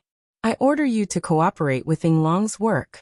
Since Shizhuan asked him to be the acting captain, it means that he's more suitable than you guys. He has a clearer and more rational way of thinking. Su Yun said. Today you guys promise me that when you go back, you'll cooperate with Ying Long's work. Hurry up, don't make me angry. The few of them were helpless and could only mumble, and in vaguely. Su Yun knew that it was useless to say more. Things like faith and idols were like this. Once you recognized one, it would be difficult to accept a second one. Boss, everything is packed. Han Zhan said. Are we going to take this person back? Su Yun looked at Yifala and nodded. Yes, this is a very important person to this matter. She's the main hub of the entire Xinjiang city's underground heroine. Only she knows all the people and nests involved in Xinjiang city, and only she can reveal everything. We must take her safely back to Xinjiang city. Fan Shuang or cough lightly. If that's the case, then I'll personally take care of the escort. Yin Long, don't deny it. There's something between you and this woman that can't be said. I'm doing this for your own good. If your heart flutters and you let her go, it will be troublesome. Su Yun smiled bitterly. Although he didn't want to treat Yifala like this, he wasn't someone without principles. In front of principles, Su Yun wouldn't care who the other party was. Even if the drug dealer in front of him was Ruan Qingshuang, he wouldn't tolerate it. Since Fan Shuang said so, Su Yun didn't dispel her positive attitude. He originally didn't know how to face Yifala. Even if Fan Shuang didn't take the initiative to take on this heavy responsibility, Su Yun planned to directly throw this matter to Qianfeng. Can you take care of a girl? How about I do it? Qianfeng frowned. Fan Shuang was his partner, and he had an obligation to help her. You think she's pretty, right? F*ck off, pervert. Fan Shuang spat. Just be a good driver and don't have any tricks. Even if it's a female prisoner, I won't let you touch her. F*ck. Qianfeng was ruthlessly splashed with dirty water by Fan Shuang. He swore that he absolutely didn't have any crooked thoughts. Alas, in this world, a dog bites Lu Dongbin. It doesn't recognize good intentions. Soon Su Yun made the arrangements. He and Han Zhan would drive a car and lead the way. Qianfeng would drive Fan Shuang and Yifala. Yifala would be under Fan Shuang's care. Gong Sunlong would drive Hua Xiaolu and Madman. Madman would be under Hua Xiaolu's care. After everything was arranged, Su Yun brought the Buddha's head and money with him. In order to eliminate the root of the problem, he found a barrel of gasoline for emergency use in the car. Then he began to splash it on the important places of Barkai's base. Han Zhan and the others also began to help. They pulled out all the gasoline from the parked cars in the base. The few of them lit a fire in the important places. Then they drove away from the base and bypassed the river. After driving out of the Batchai base, Su Yun parked the car on the opposite bank of the river. He watched the raging fire burn for an hour. Only when the Batchai base was completely engulfed in a sea of fire did he feel relieved. Just as they were about to leave, a car appeared out of nowhere and blocked their way. The atmosphere became tense in an instant. Everyone was ready to fight at any time, including Su Yun, who had also entered a comprehensive preparation for battle. However, the person who got out of the car raised one hand, indicating that he didn't mean to hurt them. It turned out to be a one-armed man. Friend, who are you? Su Yun understood what he meant, and also jumped out of the car. Han Zhan. and the others got out of the car and stood behind Su Yun. The person on the other side smiled. You must be Captain Yin Long, right? Su Yun was stunned and immediately reacted. He shook the Wolf Fong bracelet in his hand. Are you from the Wolf Fong mercenary army? Yes. The person on the other side didn't hesitate at all. My name is Wu Huanfeng. You can call me Flying Wolf or Old Wu. Captain Yanlong, our Wolf King has left. However, he suddenly thought of something and asked me to inform you. Please speak. Su Yun was secretly impressed. He really didn't expect Flying Wolf Wu Huanfeng to be a one-armed man. After all, his throwing knives were comparable to Yan Men's elder Jin. Wu Huanfeng continued to smile. Wolf King asked me to tell you that he once heard from a friend that the stolen Buddha's head on Huaxia's Thousand Buddha Mountain is here in Bachai. If you are interested, you can go and look for it. I don't know if I said it too late, but you have already burned down Bachai's nest. Su Yun smiled faintly. Thank you and Wolf King for the reminder. You don't have to worry about the Buddha's head. I will go back safely. This is Huaxia's cultural heritage. I won't let it wander around in this place full of war and evil. That's good. I have conveyed what I wanted to convey. If fate wills it, we will meet again. Wu Huanfeng directly returned to the car and quickly left. It seemed that the Wolf Fong mercenary army had other things to do here. There wasn't much time to waste. Su Yun called his brothers to get in the car and set off.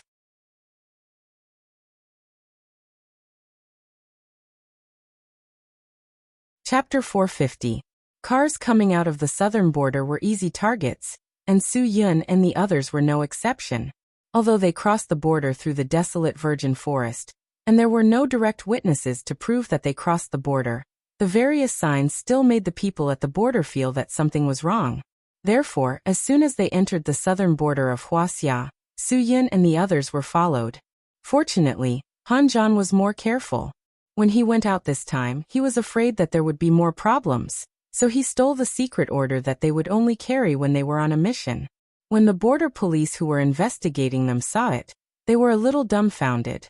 They didn't expect that the people in these cars would be directly subordinate to such a high level. However, because they were afraid that the other party was a drug dealer, they still called the higher-ups to confirm.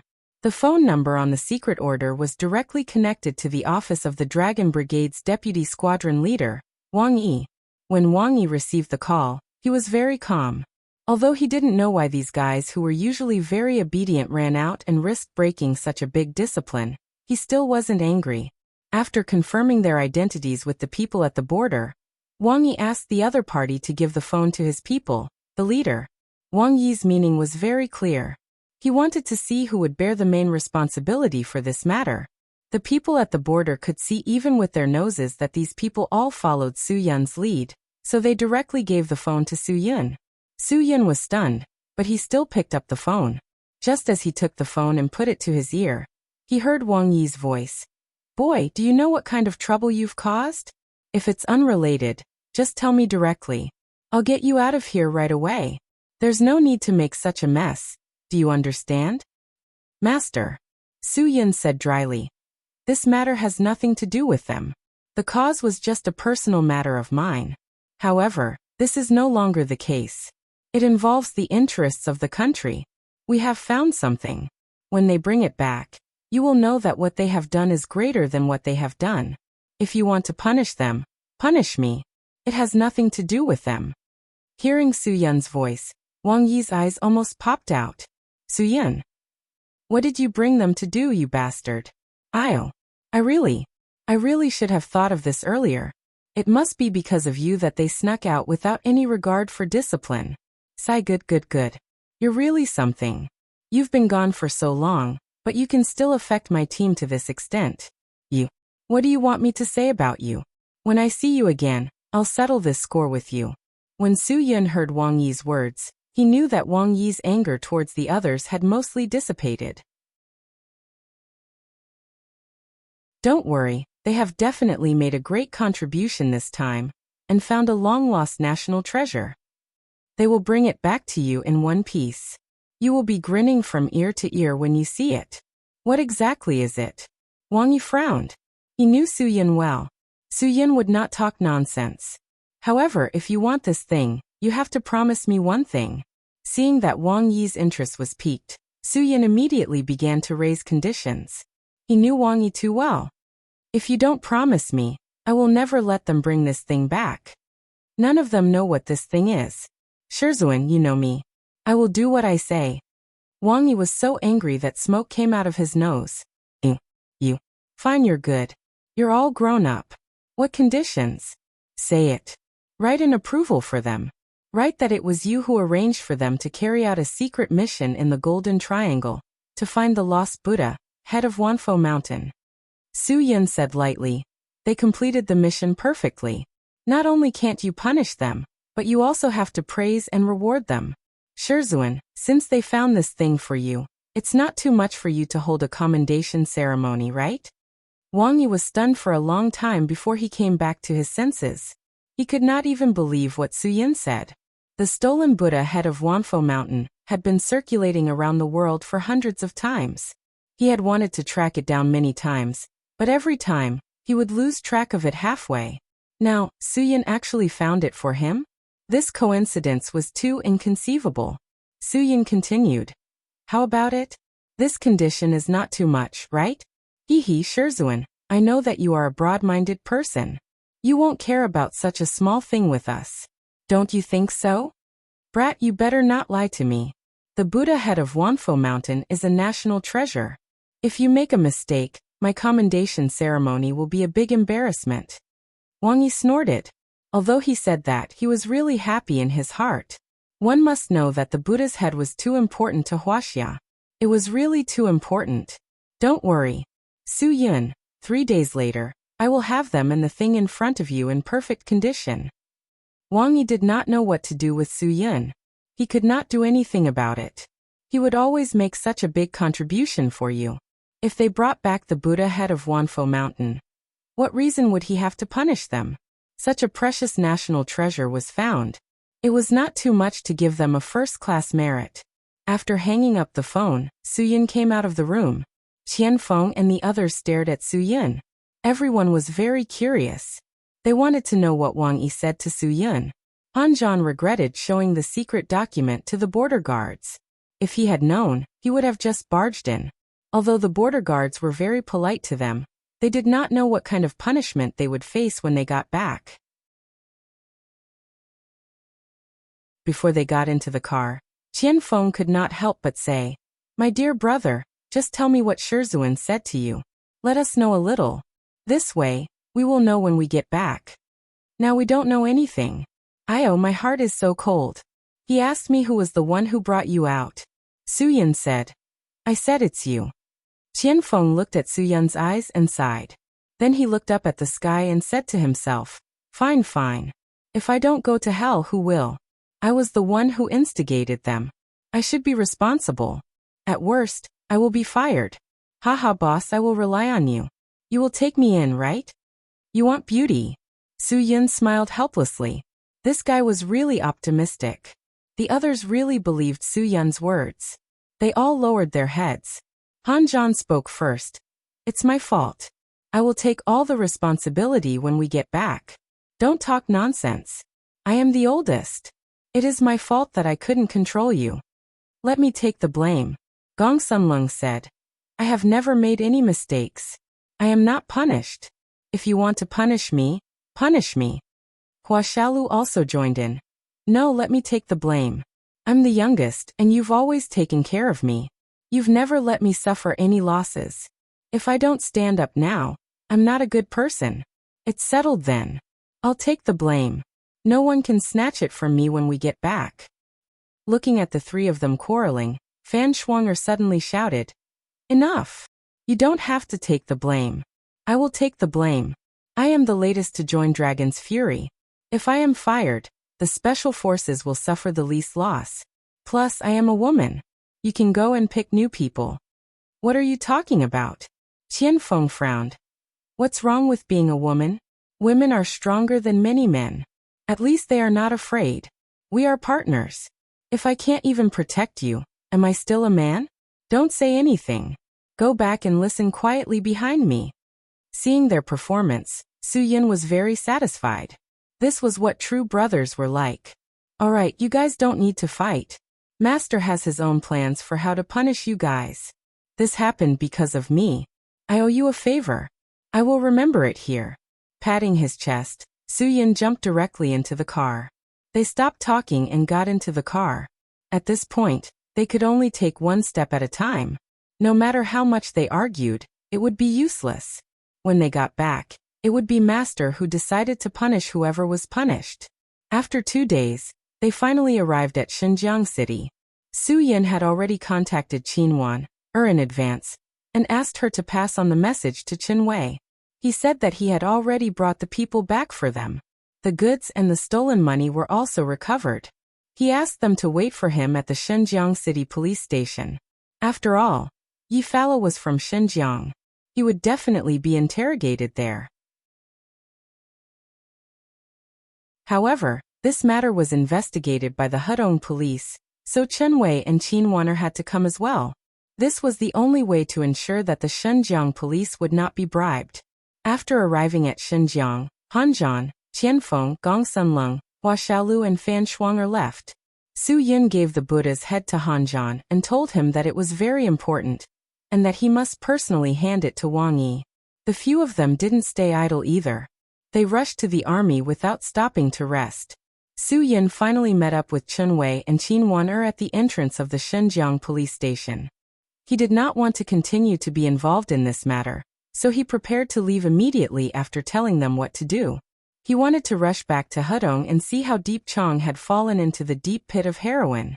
Seeing Yi Fala and Madman in the car, as well as the terrifying amount of heroin and money, Qinwan really suspected that she was dreaming. After she was brought back to Hudong, she always thought that this matter was over. They would not be able to find any evidence of Yi Fala's crimes. She did not expect that Su Yin would give her such a big surprise after just a week. Chief Qin, this is the video of the transaction between Yi Fala and Barchai. Su Yin handed the video pen to Qinwei. Barchai ran away. I also tried to chase after him, but I was not familiar with the terrain of the Golden Triangle. I did not catch him. You have already done a great job. I can't believe it. Qinwei's admiration came from the bottom of his heart. Su Yin, I really don't know what to say. I know that I should not ask, so I will not ask how you did it. But, please allow me to represent the people and Huaxia's police to express my most sincere respect to you. That you're tuning in to the Earbook Haven YouTube channel. Don't forget to subscribe and join us on this journey to catch the most captivating stories.